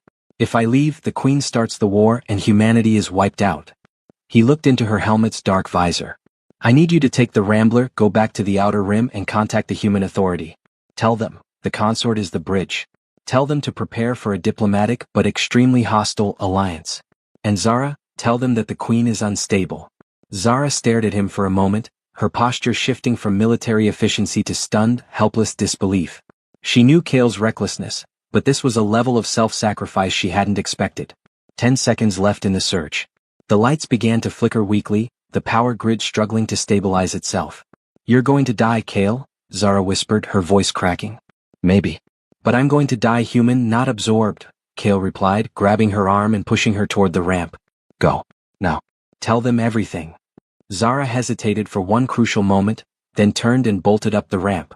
Kale watched the door cycle closed with a deafening thunk just as the lights in the cryptology wing flared back to full power. The surge was over. The extraction was successful. Kale Axton was still trapped. He walked back to the center of the dark room, covered in oil, and stood ready. The sudden silence was broken by the sound of rapidly approaching KRL guards. Riven, or what was left of his influence, was mobilizing. Then the high-frequency psychic link returned, but this time, it was laced with a strange mixture of awe and cold acceptance. You defied me, Kale Axton. You risked everything for the emotional concept of friendship. Zalara's voice entered his mind. Your mind is indeed chaotic. It is precisely what the Nexus requires. The guards burst into the chamber, led by 2 KRL commanders, but they immediately halted, stopping several meters from Kale. Zalara's voice, now projected in a physical disembodied roar that echoed through the Citadel's internal comms, reached them. Stand down. Kale Axton is not a fugitive. He has successfully completed his pre-union ritual. He has demonstrated the fierce, illogical loyalty required for the Nexus's reset. Take the consort directly to the Chamber of Cleansing. The solstice is upon us. The Union proceeds. Kale closed his eyes. He had won the political battle, but the existential war, the Union right, was only just beginning. Zara was free and humanity had a chance. Now he had to face the most terrifying prospect of all, becoming one with the Queen. Kale was escorted not by the furious high-caste commanders, but by the quiet, musical Unit 709 and 2 low-caste attendants. The KRWL commanders, despite their earlier fury, were now strictly adhering to the Queen's new final protocol. Treat the consort with the reverence appropriate for a political lightning rod. The Chamber of Cleansing was a stunning, unsettling space. It was a massive, subterranean cavern that had been adapted into a ritual bath. The walls shimmered with slow-moving liquid energy, giving off a soft, deep amethyst glow. In the center was a pool of biofluid that pulsed with a faint, hypnotic light.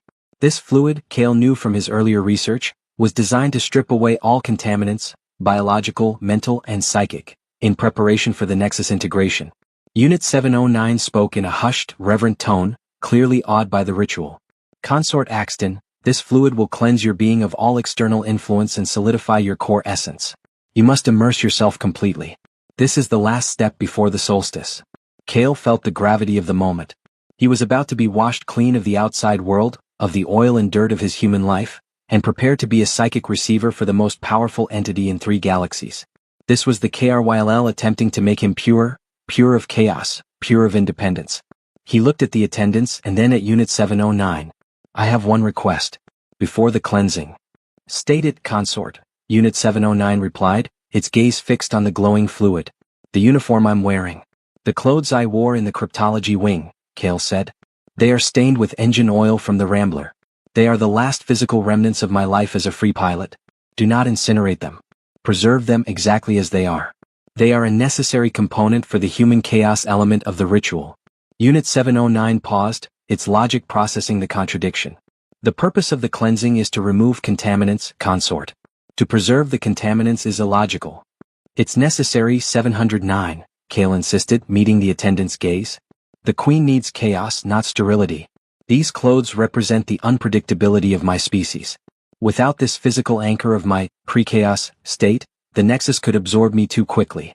It's a fail-safe, protecting the Queen from premature Nexus burnout." Kale had used Zalara's own vulnerability as a political tool. If Unit 709 refused, it risked defying the Queen's underlying need for Kale's chaotic resistance. "Understood," Unit 709 said slowly, bowing slightly. "The garments will be archived in the Chamber of Cleansing's antechamber. They will be treated as sacred relics of the consort's unique preparation." Relief washed over Kale.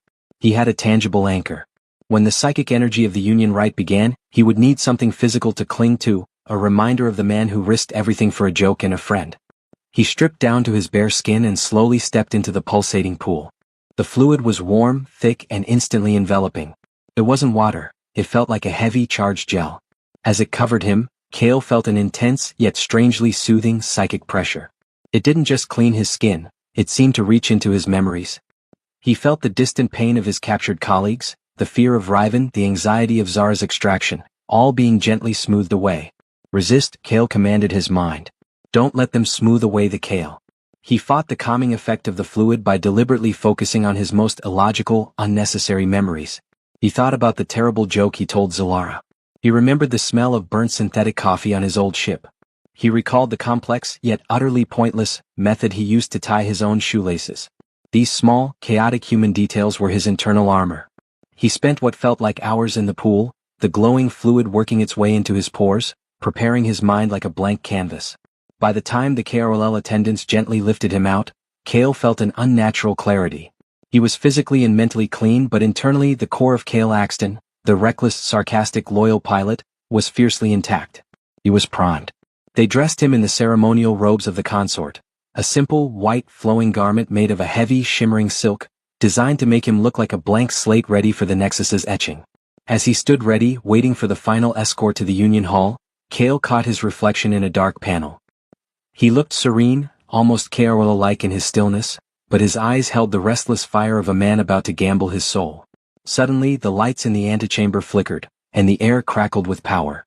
Zalara appeared, not physically, but as a perfect, shimmering holographic projection of herself, far more powerful and detailed than any communication Kale had seen. She wore the heavy crimson and gold armor from their first meeting. "Consort Axton," her projected voice was a focused beam of power. "I have reviewed the data from your ritual. You risked my life and the entire Empire's stability for the emotional concept of friendship. I still find this concept mathematically unsound. It's not about math, Zalara. It's about identity. My species needs it to survive," Kale replied, meeting the projection's gaze. "I know," Zalara said, and for the first time, her tone held something Kale recognized as regret. "I am allowing the Union to proceed despite your defiance. But know this, Kale, the solstice is tomorrow. When we merge, the Nexus will offer you a final choice: absorption into perfection or resistance into chaos. Your species' future hinges on that choice." The hologram dissolved instantly. Kale was left alone, dressed in white, ready for the final, terrifying confrontation. He was ready to face the Queen, the Nexus, and the ultimate test of his humanity. The solstice of the dual suns was upon them. For the KRLL, it was the peak convergence of stellar energies, the one day every cycle when the psychic resonance of the Nexus was at its absolute zenith. It was the only time the ancient Union rite could be performed.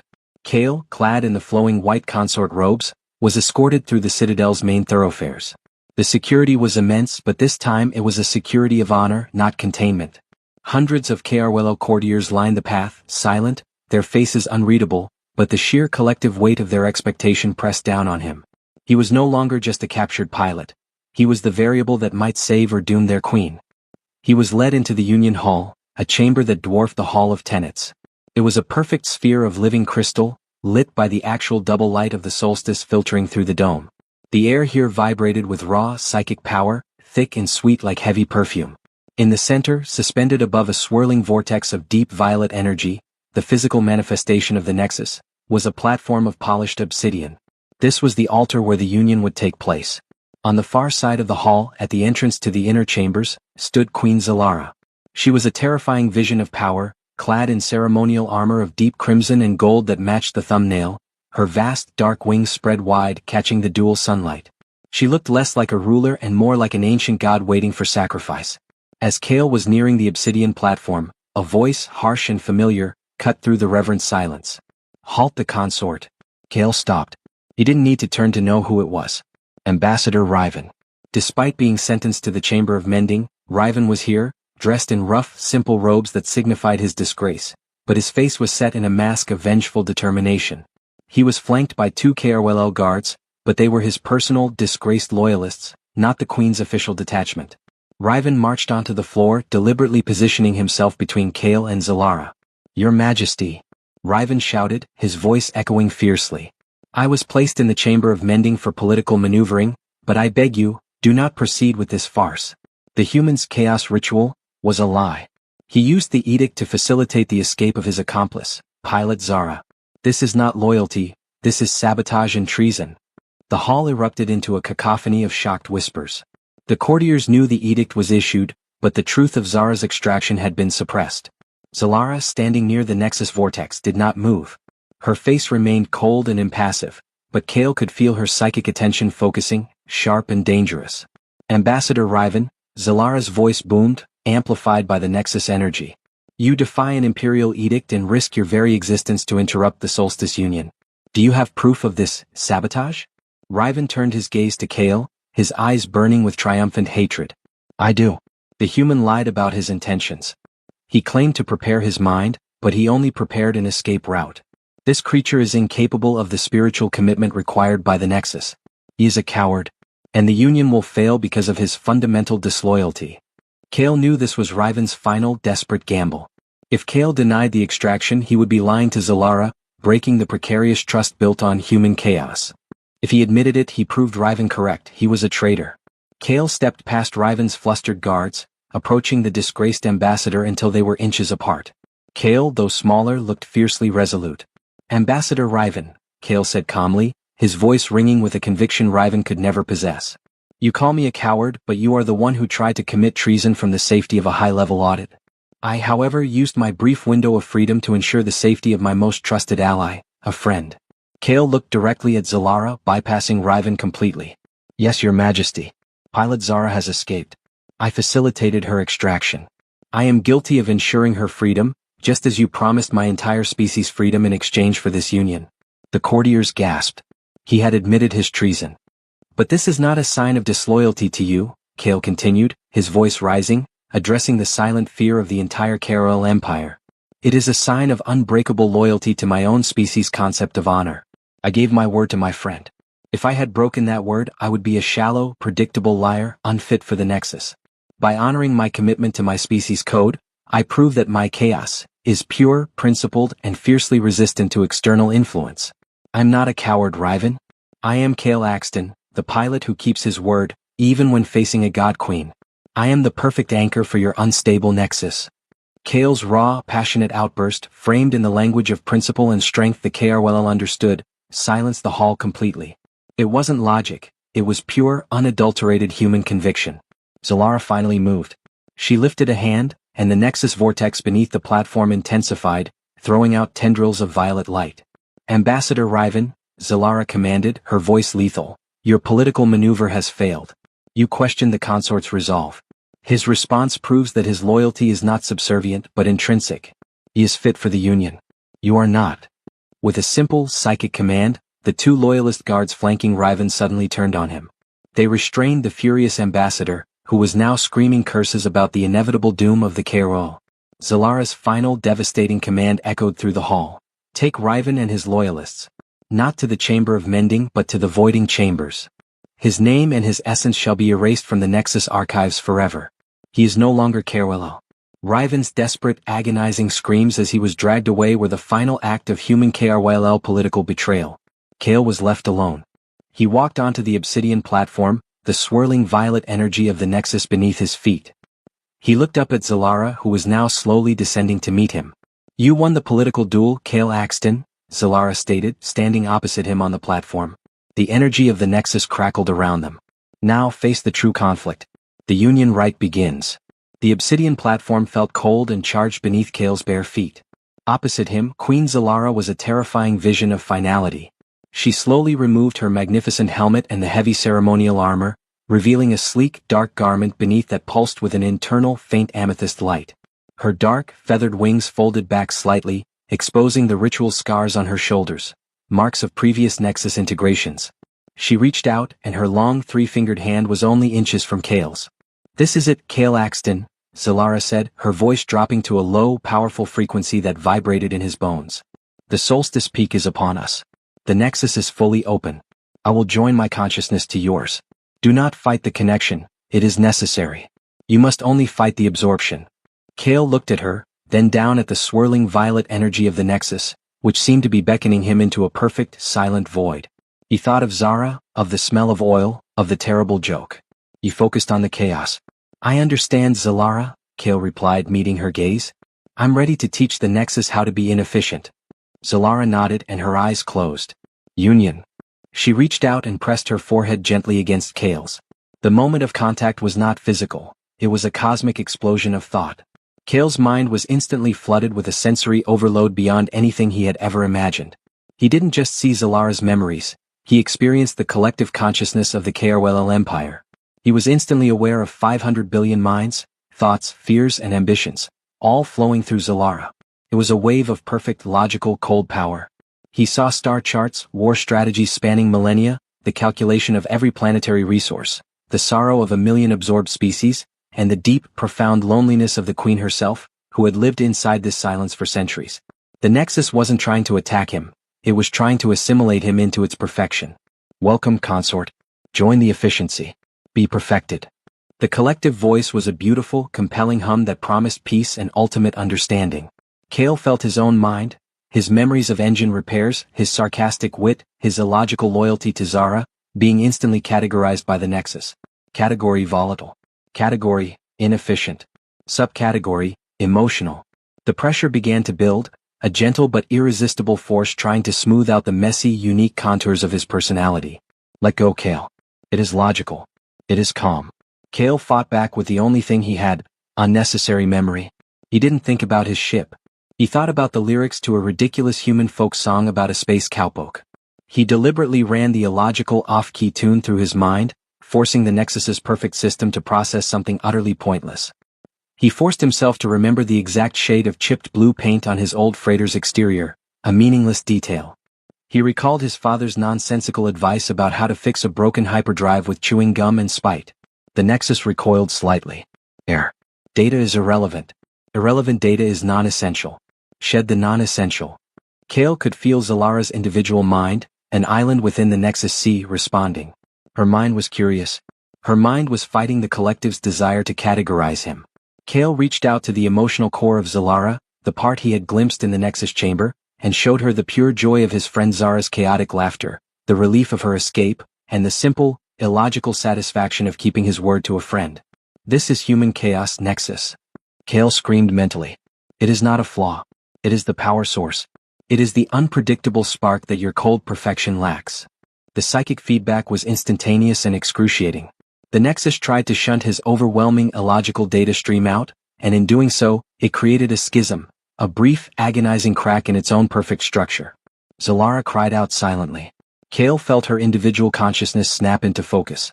He wasn't absorbed, he was standing free within the Nexus, a lone, illogical island in the cosmic sea. Consort action. Absorption failed. Reverting to defense protocol. The collective KRLL voice was now filled with static. Kale used the schism to launch his final, most critical move. He didn't force the Nexus to change, he forced it to acknowledge his existence. He sent a single powerful wave of human self-identity through the crack he had created. The simple, stubborn, defiant message, "I am Kale Axton. I am not perfect. I am not absorbed." The Nexus, confronted with a resistant, unbreakable identity, performed the only logical action it could. It incorporated the resistance itself. The psychic storm subsided abruptly. Zalara pulled her head back, her body trembling violently. Kale staggered, grabbing the obsidian platform for support. Zalara opened her eyes. They were still amethyst, but now they held a new, flickering golden depth, the mark of Kale's chaotic influence. She looked at him, not with the cold calculation of a queen, but with the dazed wonder of someone who had just woken up after a millennium. I felt it, Zalara whispered, her voice husky. The pain of the schism. But, the silence is gone. There is a noise. A buzzing, unpredictable noise. She touched her temple. The Nexus, it is stable. But it is different. The Nexus had been reset. Kale's chaotic mind hadn't been destroyed. It had been integrated as a separate, essential operating system, the consort's core. Zalara stood tall, addressing the terrified, silent courtiers in the hall. The Union rite is complete. The consort has successfully integrated the chaos variable into the Nexus. I am whole. The Empire is saved. She looked at Kale, a small, genuine smile finally reaching her lips. You did not die, Kale Axton. You are still Kale. You will never be absorbed. You are now the consort of the stars. She reached out and formally took his hand, pulling him to her side by side on the platform, above the swirling, newly vibrant purple and gold Nexus. The human had not become Kerwellel. The Kerwellel had become, irrevocably, slightly human. Now, consort, she said, her voice filled with a strange, fierce new energy. What do we conquer first? The immense, vibrant Union Hall was silent, save for the faint, steady hum of the newly integrated Nexus, a sound that was no longer a cold drone, but possessed a subtle, unpredictable rhythm like a human heartbeat. The courtiers who had watched the political executions and the psychic merging, stood in stunned awe. Kale Axton, still covered in the faint residue of the Nexus energy, stood side by side with Queen Zalara. He felt fundamentally unchanged yet profoundly different. He was still Kale, the pilot, but his mind now had access to a silent, constant stream of information, the vast, sprawling database of the Kerwellel Empire. He could, if he chose, calculate the exact orbital trajectory of every ship in the sector, or the population count of the ZYNTH homeworld.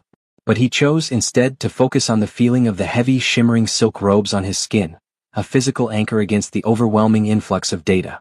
Zalara, now moving with a subtle, fluid grace Kale hadn't seen before, turned to face the assembled court. The golden flecks in her amethyst eyes were the only visible proof of the successful chaos variable integration. The union is complete, Zalara proclaimed, her voice ringing with renewed power, yet infused with a strange new edge, a hint of human impatience.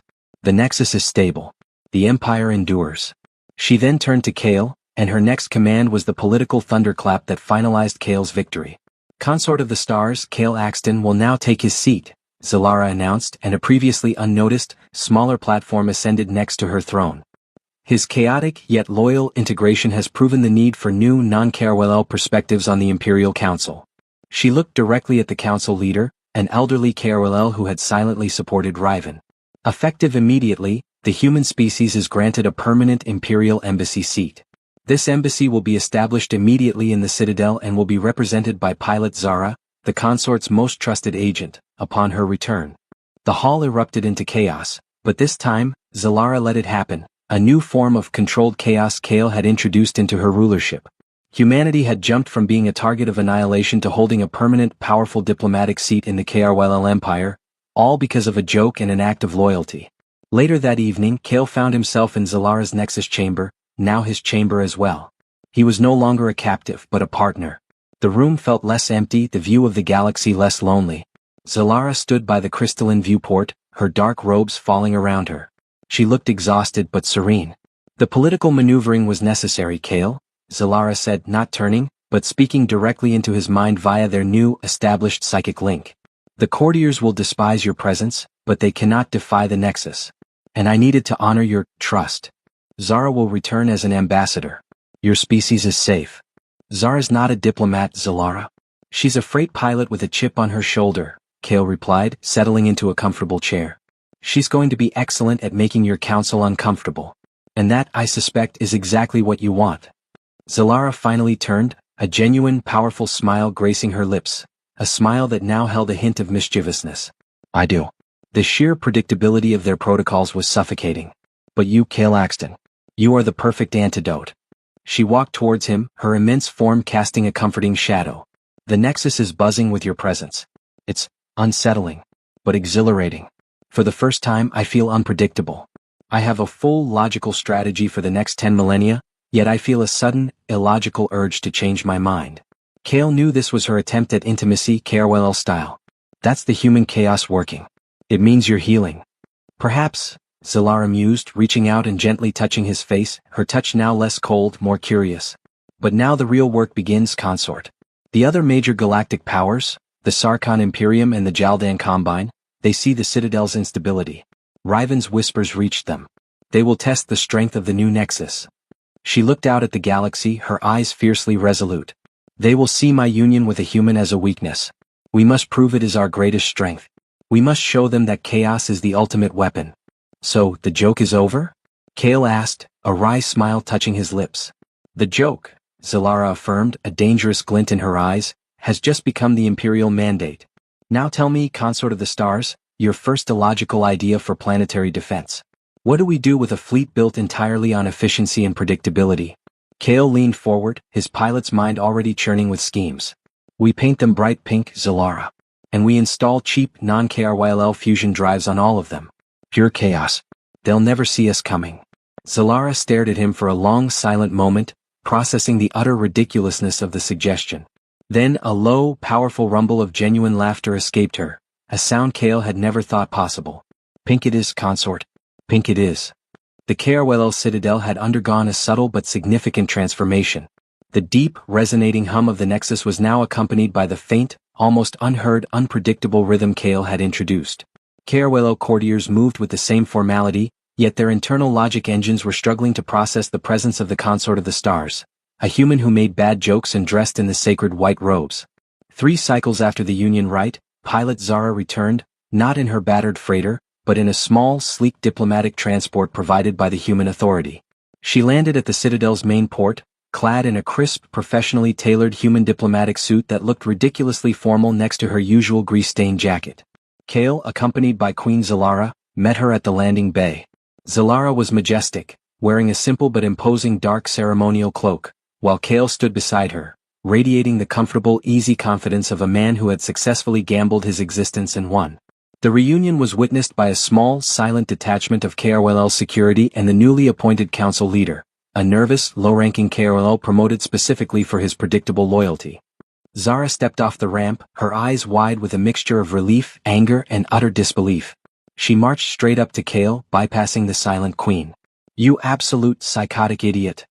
Zara hissed, grabbing his arm and squeezing hard. You had your shot. You could have been free. You're wearing silk. I thought you were dead, you lunatic. Kale smiled, genuinely pleased to see her. I'm fine, Zara. And I didn't die. I just got a promotion. Meet my wife. She's technically a galaxy now, but she's much less moody after the union. Zara finally turned to Zalara, taking in the queen's immense, terrifying beauty. Zara, the freight pilot, managed to offer a curt, formal nod. Your Majesty. I'm Zara, the new ambassador. And I swear if you hurt him, I will personally file an interstellar treaty violation so large it will crack your citadel in half. Zalara looked at the human female who had risked her life for Kale, a small, genuine spark of approval in her golden-flecked eyes. Welcome, Ambassador Zara, Zalara replied, her voice resonating with an undercurrent of new amusement. The consort's loyalty to you was the anchor that saved the Empire. Your presence here is deemed essential to maintain the chaos variable. We accept your hostility. The 2 most important women in Kale's life, one an ancient, terrifying queen, the other a cynical, loyal pilot, had established a bizarre, respectful standoff. The political honeymoon, however, was brief. Within hours of Zara establishing the tiny human embassy in a remote, cold corner of the Citadel, a high-priority diplomatic packet arrived. It was from the Sarkhan Imperium. The Sarkhan were a neighboring, highly militaristic species, known for their crushing efficiency and disdain for the KRYL. They had sensed the KRYL's momentary weakness during the Nexus instability. Kale and Zalara reviewed the message together in the Nexus chamber. The message was curt, arrogant, and laced with barely veiled threats. To the sovereign of the KRYL, the Sarkhan Imperium has observed a critical deterioration in your ruling stability, evidenced by the public display of a low-caste sentient in a position of authority. We demand immediate access to the Cryptology Wing's archives and all related technology of the consort's human vessel, under the pretense of security verification. Failure to comply will be deemed an admission of weakness and will be met with immediate military re-evaluation of our shared borders. A diplomatic test, Zalara said, her voice turning cold. They are probing for the residual effects of the Nexus instability, using your presence as the excuse. They demand the human technology to confirm the weakness. They want to see if the Queen is still strong enough to protect her human consort, Kale summarized, his mind already racing. If you refuse, it's war. If you comply, it proves you're weak and afraid of them. Standard bully tactic. Solara looked at him, her new golden-flecked eyes sharp. What is your illogical, chaotic solution, consort? We cannot refuse, but we cannot concede. Kale smirked. We don't refuse and we don't concede. We invite them. We give them exactly what they want, but we make sure they regret asking for it. We turn their security verification into the most humiliating political spectacle they've ever endured. He walked over to a terminal and pulled up the blueprints for the cryptology wing. We need to set up a tour. And we need to give them a demonstration of human ingenuity that makes their precious Sarkhan logic completely obsolete. I have an idea for a defense field that runs on sheer confusion. The Queen watched Kale, her consort, plotting with the easy confidence of a mechanic planning an engine overhaul. She felt the subtle exhilaration the chaos brought. Invite the Sarkhan delegation, consort, Solara commanded, her voice ringing with acceptance. But on 2 conditions.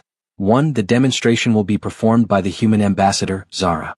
And 2, your absurd pink paint scheme must be ready for a public debut. The cryptology wing, Sector Beta 9, now had a very different atmosphere. Kale and Ambassador Zara worked shoulder to shoulder amidst the salvaged wreckage of the Stardust Rambler, a whirlwind of human chaos in the sterile Caroel Citadel. Zara had traded her formal diplomatic jacket for her old oil-stained flight overalls and a massive, continuous supply of human-grade synthetic coffee, which she sipped suspiciously from a KRLL-issued nutrient cup. Their mission, blessed by Queen Zalara, was to create a chaos defense field for the visiting Sarkhan Imperium delegation. The Sarkhan were arrogant, hyperlogical, and obsessed with efficiency, precisely the kind of minds Kale needed to break.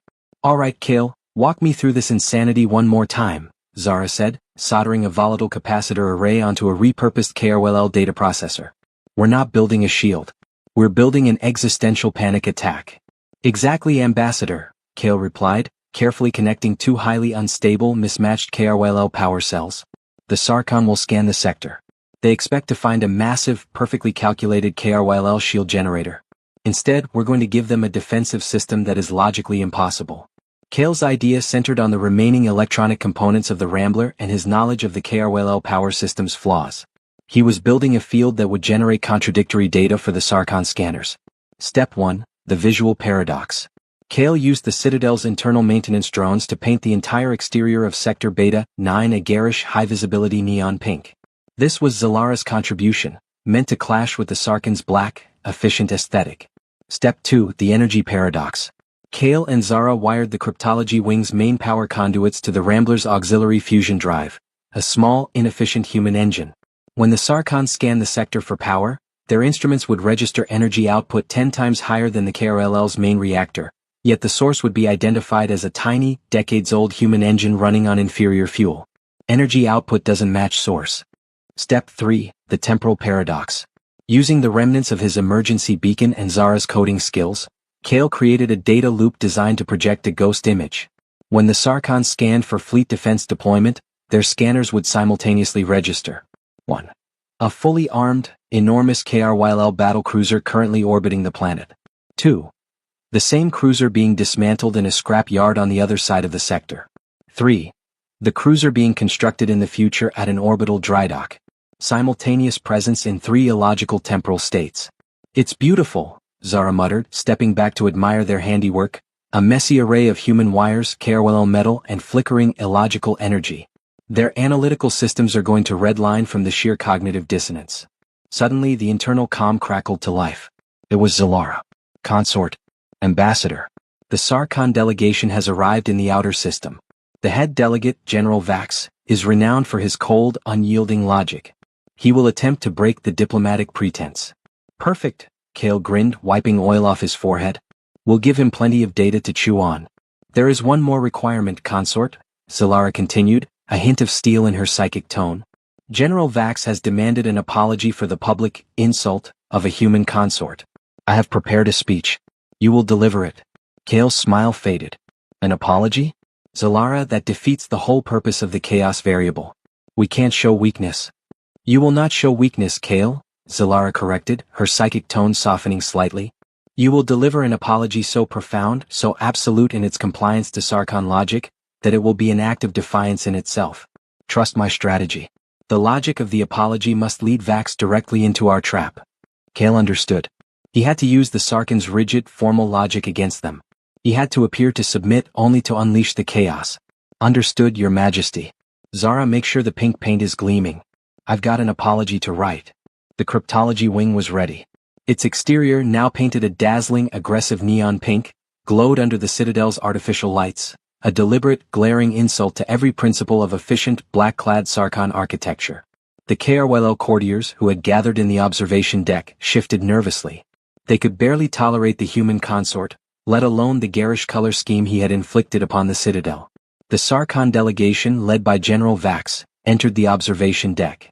Vax was a towering, skeletal figure clad in heavy, gunmetal gray armor, his face a mask of cold, analytical contempt. He was flanked by two equally intimidating officers, their movements synchronized and precise. Vax ignored the KRL entirely, his eyes scanning the pink sector with visible disgust. Queen Zalara, his voice was a synthesized monotone devoid of warmth. This visual insult is precisely the kind of systemic failure we expected to find. We will commence the security verification now, followed by the consort's mandatory apology. Zalara, seated on a temporary throne, remained impassive. The consort will offer his statement now, General. Then the ambassador will conduct the demonstration. Kale stepped forward, dressed in his consort robes, now slightly rumpled from his work, a stark contrast to the Sarkhan's rigid formality. He approached the observation window, adopting a posture of deep, utter submission to Sarkhan logic. General Vax, Kale began, his voice clear and formal, sounding almost KRL-like in its precision. I, Kale Axton, consort of the KRL Nexus, offer my profound and unqualified apology. Vax and his officers shifted slightly, anticipating the desired groveling. I apologize, Kale continued, for the inefficiency of my existence. I apologize for the illogical data load my presence has inflicted upon the Nexus. And I apologize most specifically for the temporal waste your esteemed and perfectly logical personnel have been forced to endure by observing my demonstrably unnecessary biological functions. He bowed low, an act of total surrender. My existence is a statistical deviation, General. I accept the logical fault. Vax was momentarily thrown. The apology was so perfectly aligned with Sarkhan philosophical logic, admitting to inefficiency and temporal waste, that he couldn't logically refute it. Your acceptance of your low-caste status is noted, human, Vax grated out, regaining his composure. It does not negate the security risk. Proceed with the verification. Of course, Kale said, stepping back with a respectful nod. Ambassador Zara, commence the demonstration of the human integrated chaos defense field. Zara, now standing by a single, crude human terminal Kale had built, grabbed her synthetic coffee cup. She didn't offer a greeting, she just hit the activation sequence. Verification commencing, Zara announced over the comms, her voice laced with dry cynicism. Vax and his officers immediately activated their personal Sarkhan-grade scanners and initiated the remote, deep system probe. Their scanners were designed to slice through any known KRYL shielding and analyze core power sources with ruthless precision. The Sarkhan officers looked at their terminals. They were instantly flooded with the data Kale and Zara had prepared. The Sarkhan scanner report. Power source. The data registered an output surge consistent with a mid-sized battle station running at 150% capacity. But the energy signature matched a single human-made low-grade fusion cell, Kale's Rambler engine core. O Sarkhan Officer 1, whispering General, the energy output defies known physics. The efficiency rating is -400%. Our defense field, the scanners showed a non-existent shield. Yet, the system simultaneously confirmed a perimeter defense rating of Class 9 inviolable. O Sarkhan Officer 2, whispering, the field status is registering as unconfirmed/fatal. It appears to be running on an impossibility loop, General. Fleet deployment. Temporal scan. The terminals lit up with the ghost images Kale had programmed. They confirmed. A fleet of pink-painted battle cruisers preparing for launch now. The same pink cruisers were simultaneously reported as destroyed and decommissioned 5 years ago. A projection showing that the same cruisers would be invented next Tuesday.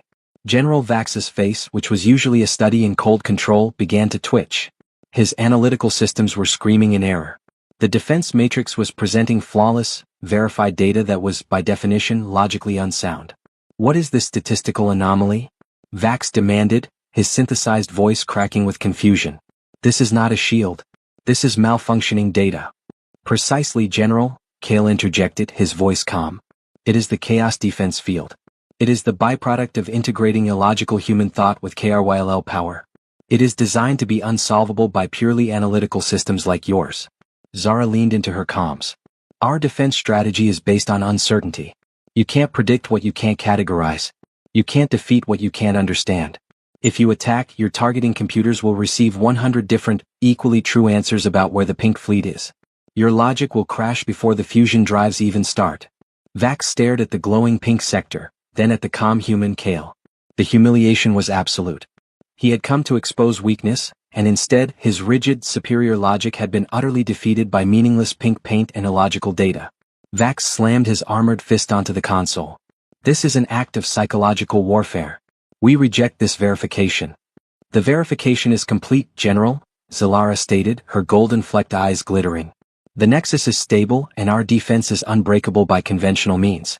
You may return to your Imperium. And tell them this, the age of logic is over. General Vax, his pride shattered, gave a final, stiff and utterly defeated bow.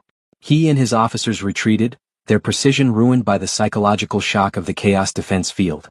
Kale looked at Zara, and they exchanged a silent high five, the human victory sign. Zalara rose from her throne and descended to meet Kale. She looked at the neon pink wall and let out a low, satisfied laugh. The pink was a masterstroke, consort. I felt their confusion enter the Nexus.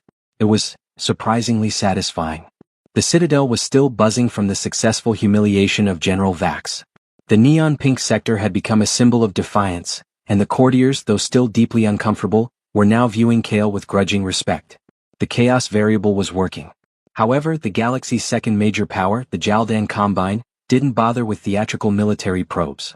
The Jaldan were a sophisticated, patient species who understood that in galactic politics, economic stability was often more lethal than a fleet of cruisers. A day after the Sarkans' retreat, the KRLL Empire's internal financial network experienced a series of bizarre and destabilizing events. Kale and Zalara were in the Grand Audit Chamber, the core of the KRLL's financial and resource management. Kale, who had a background in running a small, perpetually debt-ridden freight business, had been given access to the vast KRYLL financial data via the Nexus. The Jaldan are targeting our resource streams, Zalara explained, her voice sharp with calculation. She pointed to a shimmering holographic projection showing the Empire's economy. They are using algorithmic market manipulation. They have successfully devalued our stock of neutronium, a core element for our hyperdrives, by 70% in less than 3 hours. Simultaneously, they are hoarding our currency, creating an artificial liquidity crisis. Standard corporate rating, Zalara, but on a galactic scale, Kale analyzed, his mind surprisingly comfortable wading through billions of credits of data. The Nexus provided the raw numbers. Kale provided the human greed and counter-strategy. The KRLL system is too dependent on predictable, stable valuation, Zalara continued, frustrated. We cannot respond to these illogical fluctuations without shattering our own internal market trust. Our economic system is based on centuries of predictable, low-risk growth. That's the problem, Kale said, running his fingers through his hair. The Jaldan know that. They're attacking your most logical, stable point. We need to introduce economic chaos. Kale stepped up to the main terminal, his pilot mechanic hands quickly accessing the Nexus data streams.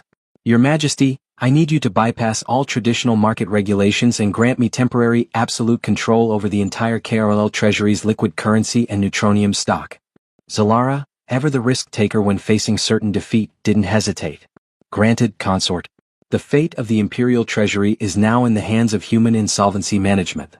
Kale grinned. He accessed the core data and began his frantic, illogical strategy. The counter-strategy, the bubble of pure chaos. Kale knew he couldn't beat the Jaldan's superior algorithmic logic. He had to make the entire market meaningless. 1. The hyperinvestment. Kale used the KRLL treasury to instantly purchase double the Empire's existing neutronium stock at the Jaldan's artificially low price. He flooded the market with demand, betting trillions of credits on the most volatile element. This created the ultimate financial instability. 2. The random liquidity drop. Kale then randomly withdrew massive, non-sequential sums of money from thousands of small KRYLL accounts across 3 different sectors, simultaneously transferring that liquid currency into a single, massive blind investment fund Kale created and named, nonsensically, the Galactic Piggy Bank. 3. The irrational profit. The sudden, massive and illogical demand for neutronium instantly corrected its value, causing the price to skyrocket far beyond its original point. The Jaldan's algorithms, designed for predictable market responses, were thrown into a catastrophic feedback loop. Their short-selling position exploded, wiping out their profits in seconds. The entire holographic projection flashed red, then yellow, then green.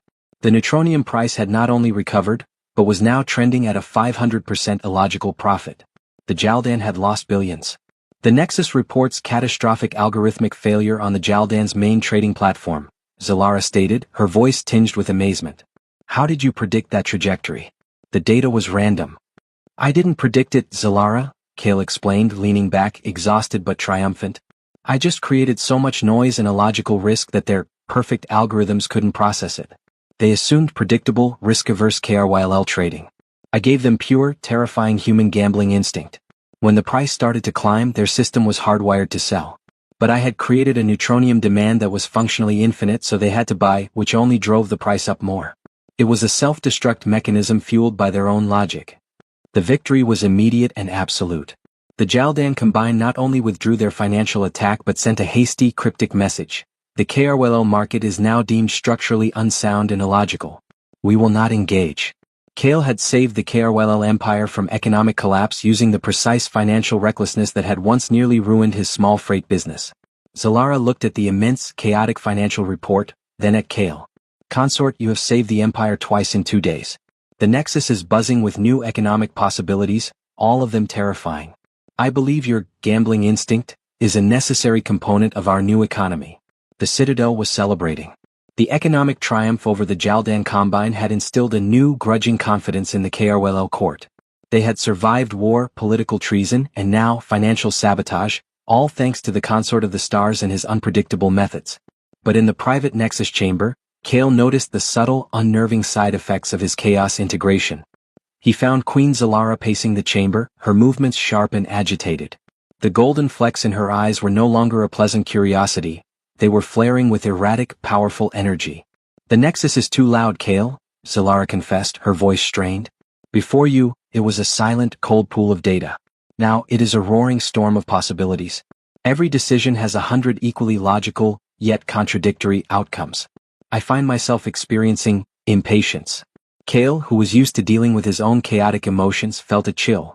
The Nexus was amplifying Zalara's personality, but instead of just making her more dynamic, it was making her volatile.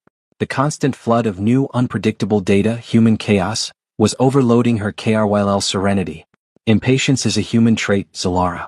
It means you want results faster, Kale said gently, approaching her. It's not necessarily bad. It is bad when I execute a high-ranking council member for taking 30 seconds too long to calculate a planetary transport route. Zalara snapped, the residual energy around her flaring, causing a small nearby data crystal to crack. Kale stopped. You executed, who? Council Leader Trevix, Zalara said, her voice dropping, filled with a mixture of regret and cold finality. He was inefficient. I felt the urge, the illogical impulse, to remove the obstruction. The Nexus provided the confirmation that a replacement would be 4.7% more effective. But the urge was foreign. Kale realized the terrifying truth. He had not just introduced chaos into the system. He had introduced instability into the host. Zalara was struggling with human emotion, specifically anger and impatience, which were utterly alien to her KRYLL nature, and the Nexus was rationalizing those emotions with logic. This is dangerous, Zalara, Kale said, his voice grave. You're not integrating the chaos, you're being consumed by the volatility. Your control is slipping. My control is perfect, consort, Zalara countered sharply, turning away. I simply require a stabilizing element. A focus. Just then, a holographic projection materialized in the chamber, an urgent message from Ambassador Zara. Kale? Zalara. Zara's holographic image looked anxious. We have a problem. The Sarkhan and the Jaldan have just signed a temporary non-aggression pact. The terms are simple, they are pooling their resources to launch a combined, simultaneous attack. Not military or economic, but propaganda. Zara zoomed in on a projected image, a galaxy-wide network of data shunts. They are planning to leak all the information about Riven's treason, your illegal union, and Zalara's emotional instability into the public domain. They want to turn the minor KRYLL houses against you and trigger a civil war. Kale immediately recognized the threat. The Caruelo relied on the perception of the Queen's infallible, unemotional perfection. If the Empire saw Zalara acting on illogical impulse and executing council members, the civil war would start immediately. "They're using my chaos against us," Kale muttered. "Worse," Zalara said, her voice chillingly devoid of emotion. "The Nexus confirms that General Vax and the Jaldan financiers are also targeting Riven's last loyalists, the small military cells Riven still controls. They want those cells to launch a direct assassination attempt on the consort. You, Kale, in the middle of the broadcast. That would prove my instability and end the Union immediately." Kale looked at Zalara. Her face was calm, but the golden flickers were now pulsing rapidly. She was calculating survival, but Kale could feel the underlying terrifying current of rage and defiance entering the Nexus. "We can't fight an assassination attempt and a propaganda war at the same time," Kale said, running a desperate hand through his hair. "We have to neutralize the assassins and refute the propaganda in one move. And you have precisely 6 hours before the propaganda broadcasts and the assassins are mobilized," Zalara stated. She turned, her massive form utterly still, focused entirely on Kale. "Your chaos variable created this instability, consort. You must stabilize the system. Give me the strategy." Kale knew this was the ultimate test. He needed a strategy that was so illogical, so purely human, that it would destabilize the Sarkhan/Jaldan alliance and stabilize Zalara's internal emotional core at the same time. "We fight the political assassination with a wedding," Kale announced, a sudden reckless idea forming in his mind. Zalara stared at him, her golden eyes wide with shock. "A wedding? That is illogical. The Union rite was the Union. It was a psychic merger. Now we need a human marriage, a public, illogical display of affection and commitment to prove you're not unstable. We use the assassin's attempt as the ceremony climax. We turn the treason into a spectacle of our unbreakable bond. And we invite the whole galaxy to watch." The wedding preparations were, predictably, a whirlwind of chaos even Kale struggled to manage. He had exactly 6 hours to turn a KRYLL execution platform into a human wedding altar. The location was the Outer Citadel Ring, a vast, open terrace usually reserved for ceremonial fleet deployments. It offered a sweeping, panoramic view of the KRYLL home galaxy, perfect for a galaxy-wide propaganda broadcast. Kale's role, the groom and the decoy.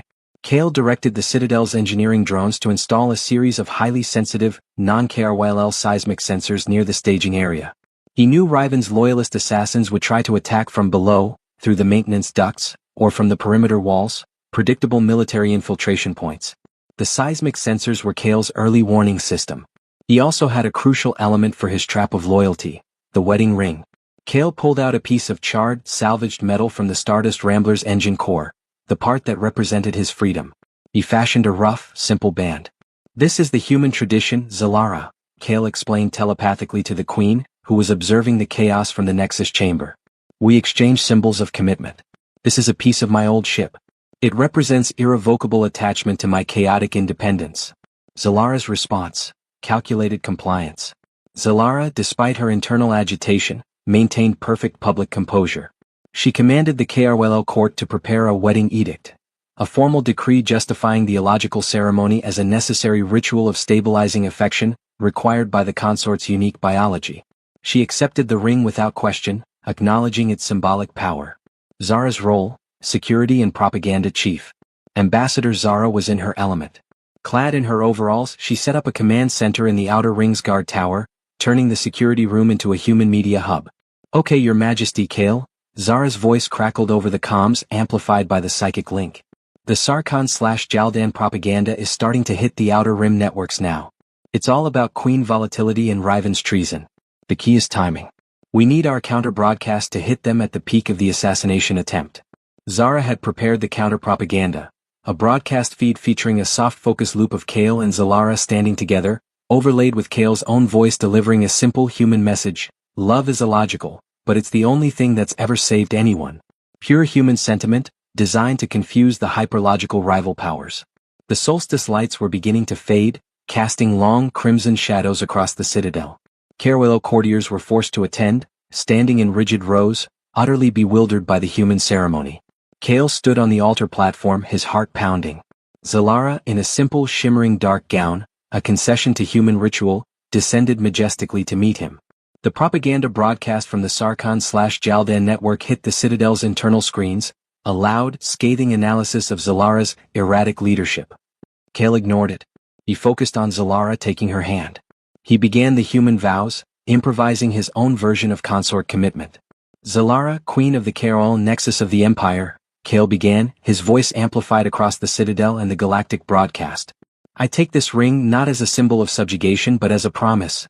I will use my chaos to disrupt your loneliness, I will use my illogical loyalty to anchor your power, and I will use my stubborn humanity to fight the perfection that tries to consume you. Zalara looked at him, and for a fleeting moment, Kale felt her raw fear and her desperate love transmitted through the nexus, pure, unfiltered human emotion he had unlocked. She slipped the jagged metal ring onto her finger. I accept this bond, Kale Axton. I commit the nexus to your chaos, in the illogical hope that it will bring stability through unpredictability. Just as Zalara finished her vow, Kale's internal calm shrieked. Zara, Ambassador Riven's old guard. 3 assassins. Coming through maintenance duct Beta 4. They're armed with plasma disruptors. Target is the consort. The seismic sensors confirmed it. 3 heavy, rapid approaching impacts below the platform. The assassins were timed to strike at the peak of the broadcast, during the kiss, the ultimate moment of human vulnerability. Kale did not move. He looked Zalara directly in the eyes. Zalara, Kale whispered through their psychic link. The vow is about to be tested. This is my final act of loyalty. Trust the chaos. The floor exploded. 3 heavily armed Carol assassins, cloaked in Riven's old guard armor, burst through the platform in a cloud of dust and sparking wires. Their weapons immediately locked onto Kale. The courtiers shrieked in panic. The galactic broadcast, meant to show a wedding, was now capturing a live assassination attempt on the human consort. Kale stood his ground. He pulled Zalara close, not to shield her but to connect with her. Now Zalara. Execute the chaos. Zalara understood. Her golden eyes flashed and she unleashed the KRWL power Kale had unlocked, not in cold calculation but in pure, volatile, terrifying rage. The impulse Kale had feared, her volatile anger, was now precisely the weapon they needed. The Nexus roared. Zalara didn't use a logical weapon, she used the platform itself. With a raw psychic scream amplified by the Nexus, she commanded the obsidian altar to surge with magnetic energy, pinning the 3 assassins to the floor, their plasma disruptors sparking uselessly. Then Kale performed his final act of loyalty. He broke the psychic link, forcing Zalara to witness his sacrifice. He turned his body slightly, ensuring he was the prime target. Your Majesty. The union is absolute. Kale screamed, using his most emotional human voice for the camera. The assassins, pinned but functional, fired their disruptors. Kale was hit, but the blast, designed for maximum internal damage, was instantly muffled by the energy surge Zalara had activated. The force threw Kale backward, his white robe smoking, but he was alive. Zalara's response was not logic, but furious, possessive love. She didn't calculate, she reacted. She unleashed a psychic shockwave that didn't just kill the assassins, it vaporized their armor and their essence. They were gone. The entire hall fell into a stunned silence. The broadcast had captured everything, the beautiful, illogical human vow, the shocking treason, and the Queen's terrifying, yet fiercely possessive, emotional defense of her human consort. Zalara, her face contorted in a mixture of rage and terror, rushed to Kale, who was coughing but managing a weak smile. She held him, right there on the platform, ignoring the courtiers and the cameras. You risked your life. You deliberately allowed them to target you, she screamed telepathically. That, Kale whispered back, his voice hoarse, was the ultimate show of loyalty, Your Majesty. I proved that your chaotic love is stronger than their logic. The final shot of the galactic broadcast was the Queen of the KRWL holding her injured human consort, her face a picture of undeniable, possessive human emotion. Zara's final comm crackled. Message received, Kale. The Sarkhan and Jaldan networks just crashed. They can't process the emotional data. You won. Now let's get you some Bacta. The Citadel's infirmary was a sanctuary of unnerving efficiency. Kale, lying on a diagnostic table while Carol Biogel efficiently sealed the plasma burns on his shoulder, felt the profound stillness of the place. He had survived the assassination attempt, the Union rite, and a public human wedding. He was, technically, the most powerful human in the galaxy. He was not, however, alone. Queen Zalara stood beside him, maintaining a constant, subtle psychic connection. Her expression was terrifyingly calm, but Kale could feel the intense, residual energy of her possessive rage vibrating through the link, the emotion that had vaporized the assassins. The physical damage is superficial, consort, Zalara stated, her voice devoid of its former calculation, replaced by a strange, fierce warmth. But your willful endangerment of the Nexus core was illogical. I do not appreciate being forced to use raw, unfiltered emotion to defend my person. You didn't use it, Zalara, Kale corrected, flexing his arm. You reacted. That raw rage was love. You were scared for me and your fear gave you the power to break protocol and eliminate the threat instantly. That's the beauty of chaos, Your Majesty. It's often the most powerful solution.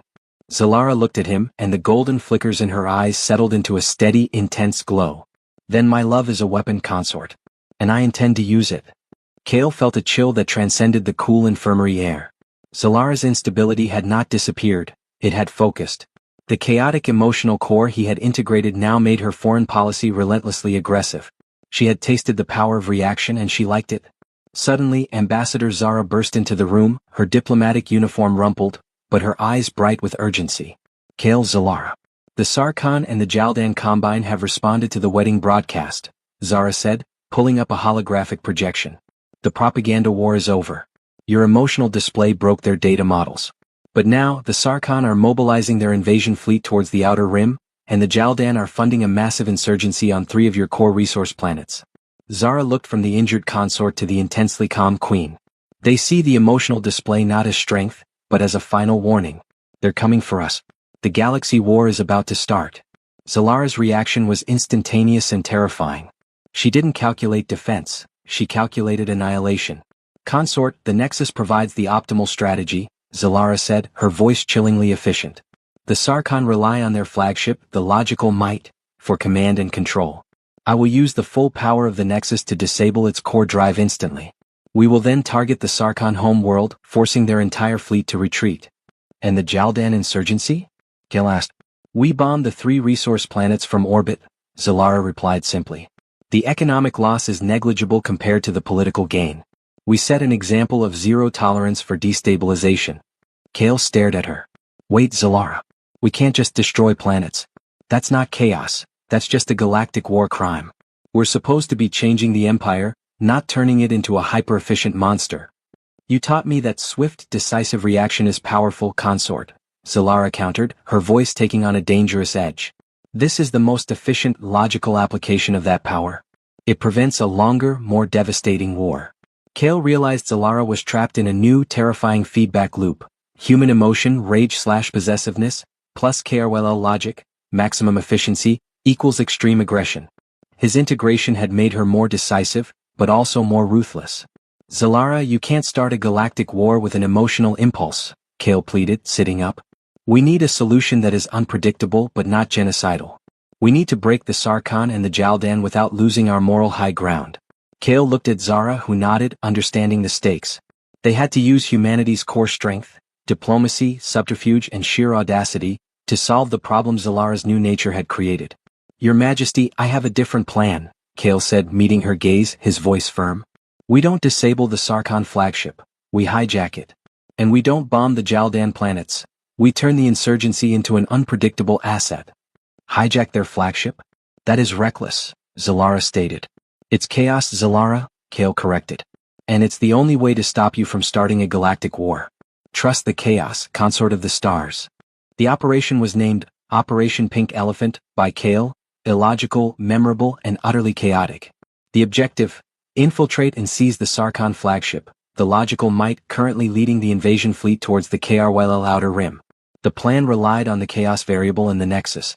Zalara, though still burning with the impulse for war, had conceded to Kale's strategy, allowing him to use her resources, under the condition that the result was absolute victory and zero political loss.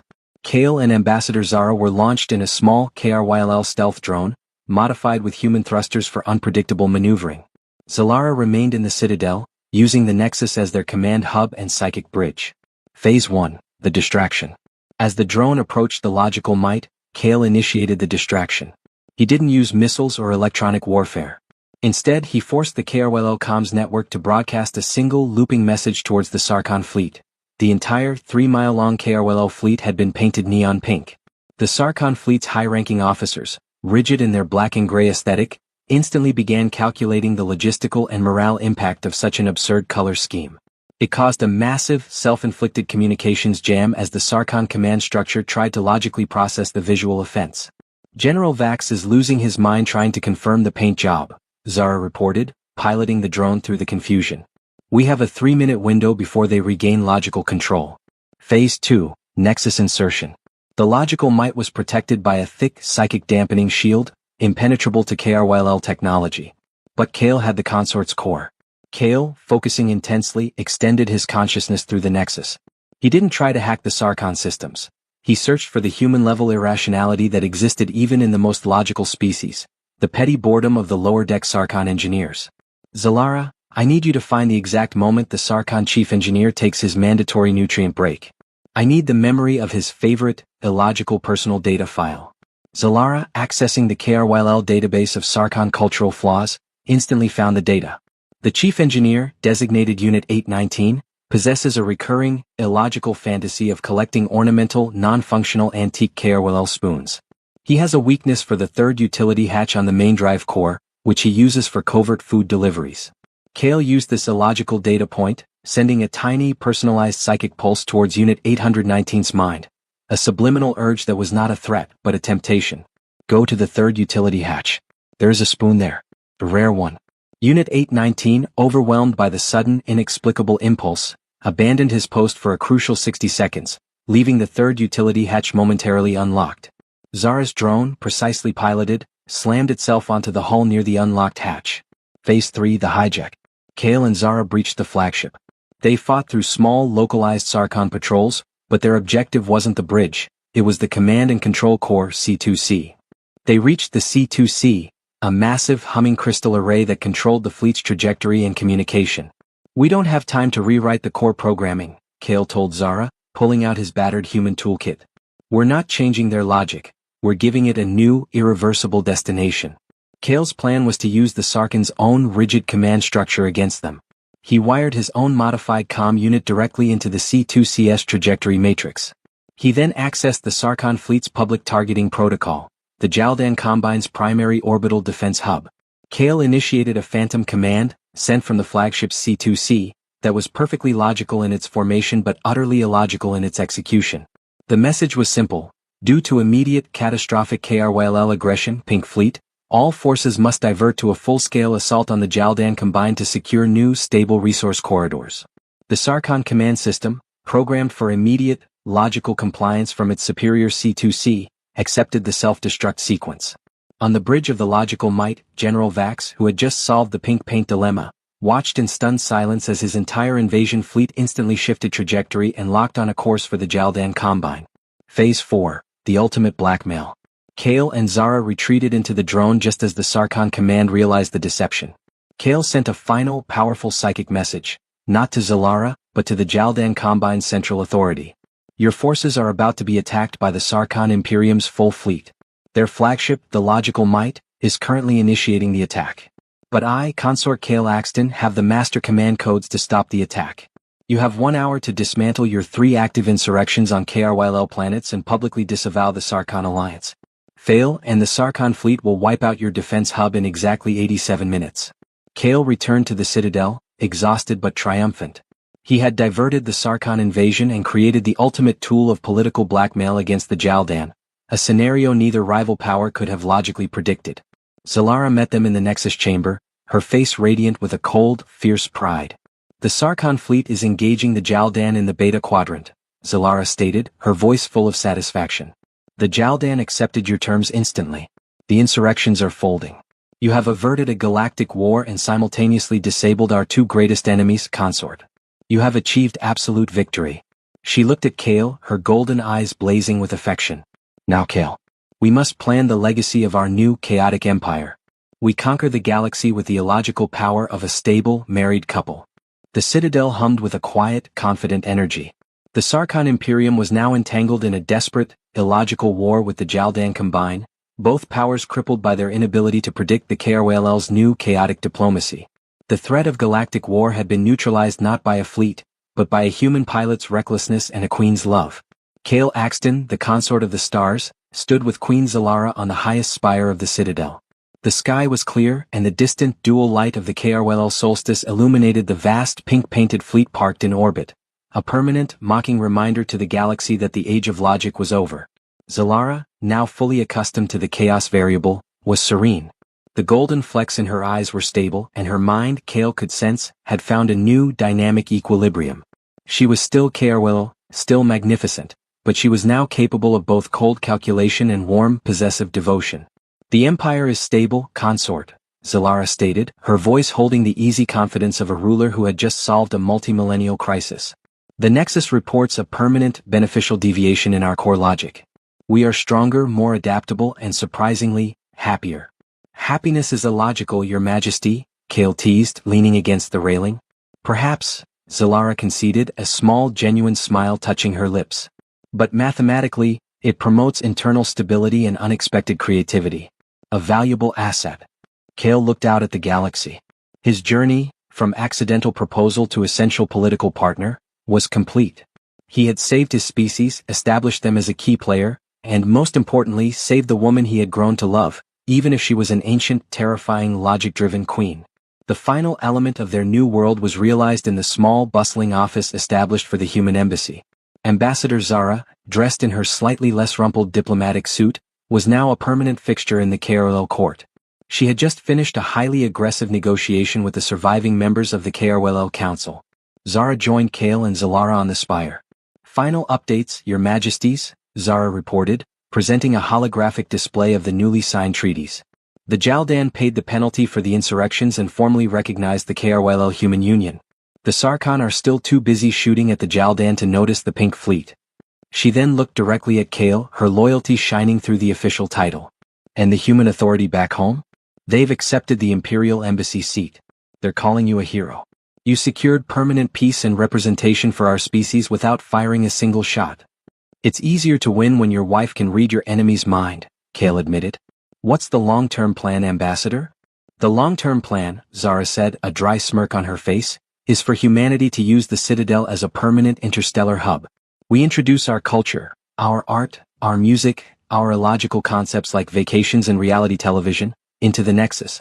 We flood the KRYL Empire with so much chaotic humanity that war becomes obsolete. Zalara nodded in approval. Excellent. The goal is complete cognitive assimilation through mutual cultural exchange. A perfectly chaotic strategy. Kale looked at his queen and his ambassador. The image was perfect. An ancient, powerful queen, a wisecracking human consort, and a cynical freight pilot running diplomatic operations. They were the engine of a new, unpredictable age. So what now, consort? Zalara asked, turning to Kale, a hint of genuine curiosity in her voice. The Empire is stable, the enemies are neutralized, and the political games are won. What does a human do when the ultimate goal is achieved? Kale smiled, reaching out to gently take Zalara's hand, a small, illogical human gesture of affection. Well, Your Majesty, Kale said, looking from the Queen to the stars he once dreamed of just exploring. I think the consort of the stars needs a new ship. Something bigger. Something faster. And absolutely, unequivocally pink. Zalara laughed, a sound that was now a comfortable part of the Citadel's ambient hum. Consider it commissioned, consort, Zalara replied, her gaze meeting his, filled with a promise of adventure that spans star systems and lifetimes. Let us see what new chaos we can find together. The story of Kale Axton, the man who saved the galaxy with a joke, concluded with his permanent position as the consort of the stars, forever changing the fate of the KRL Empire and securing humanity's place in the cosmos.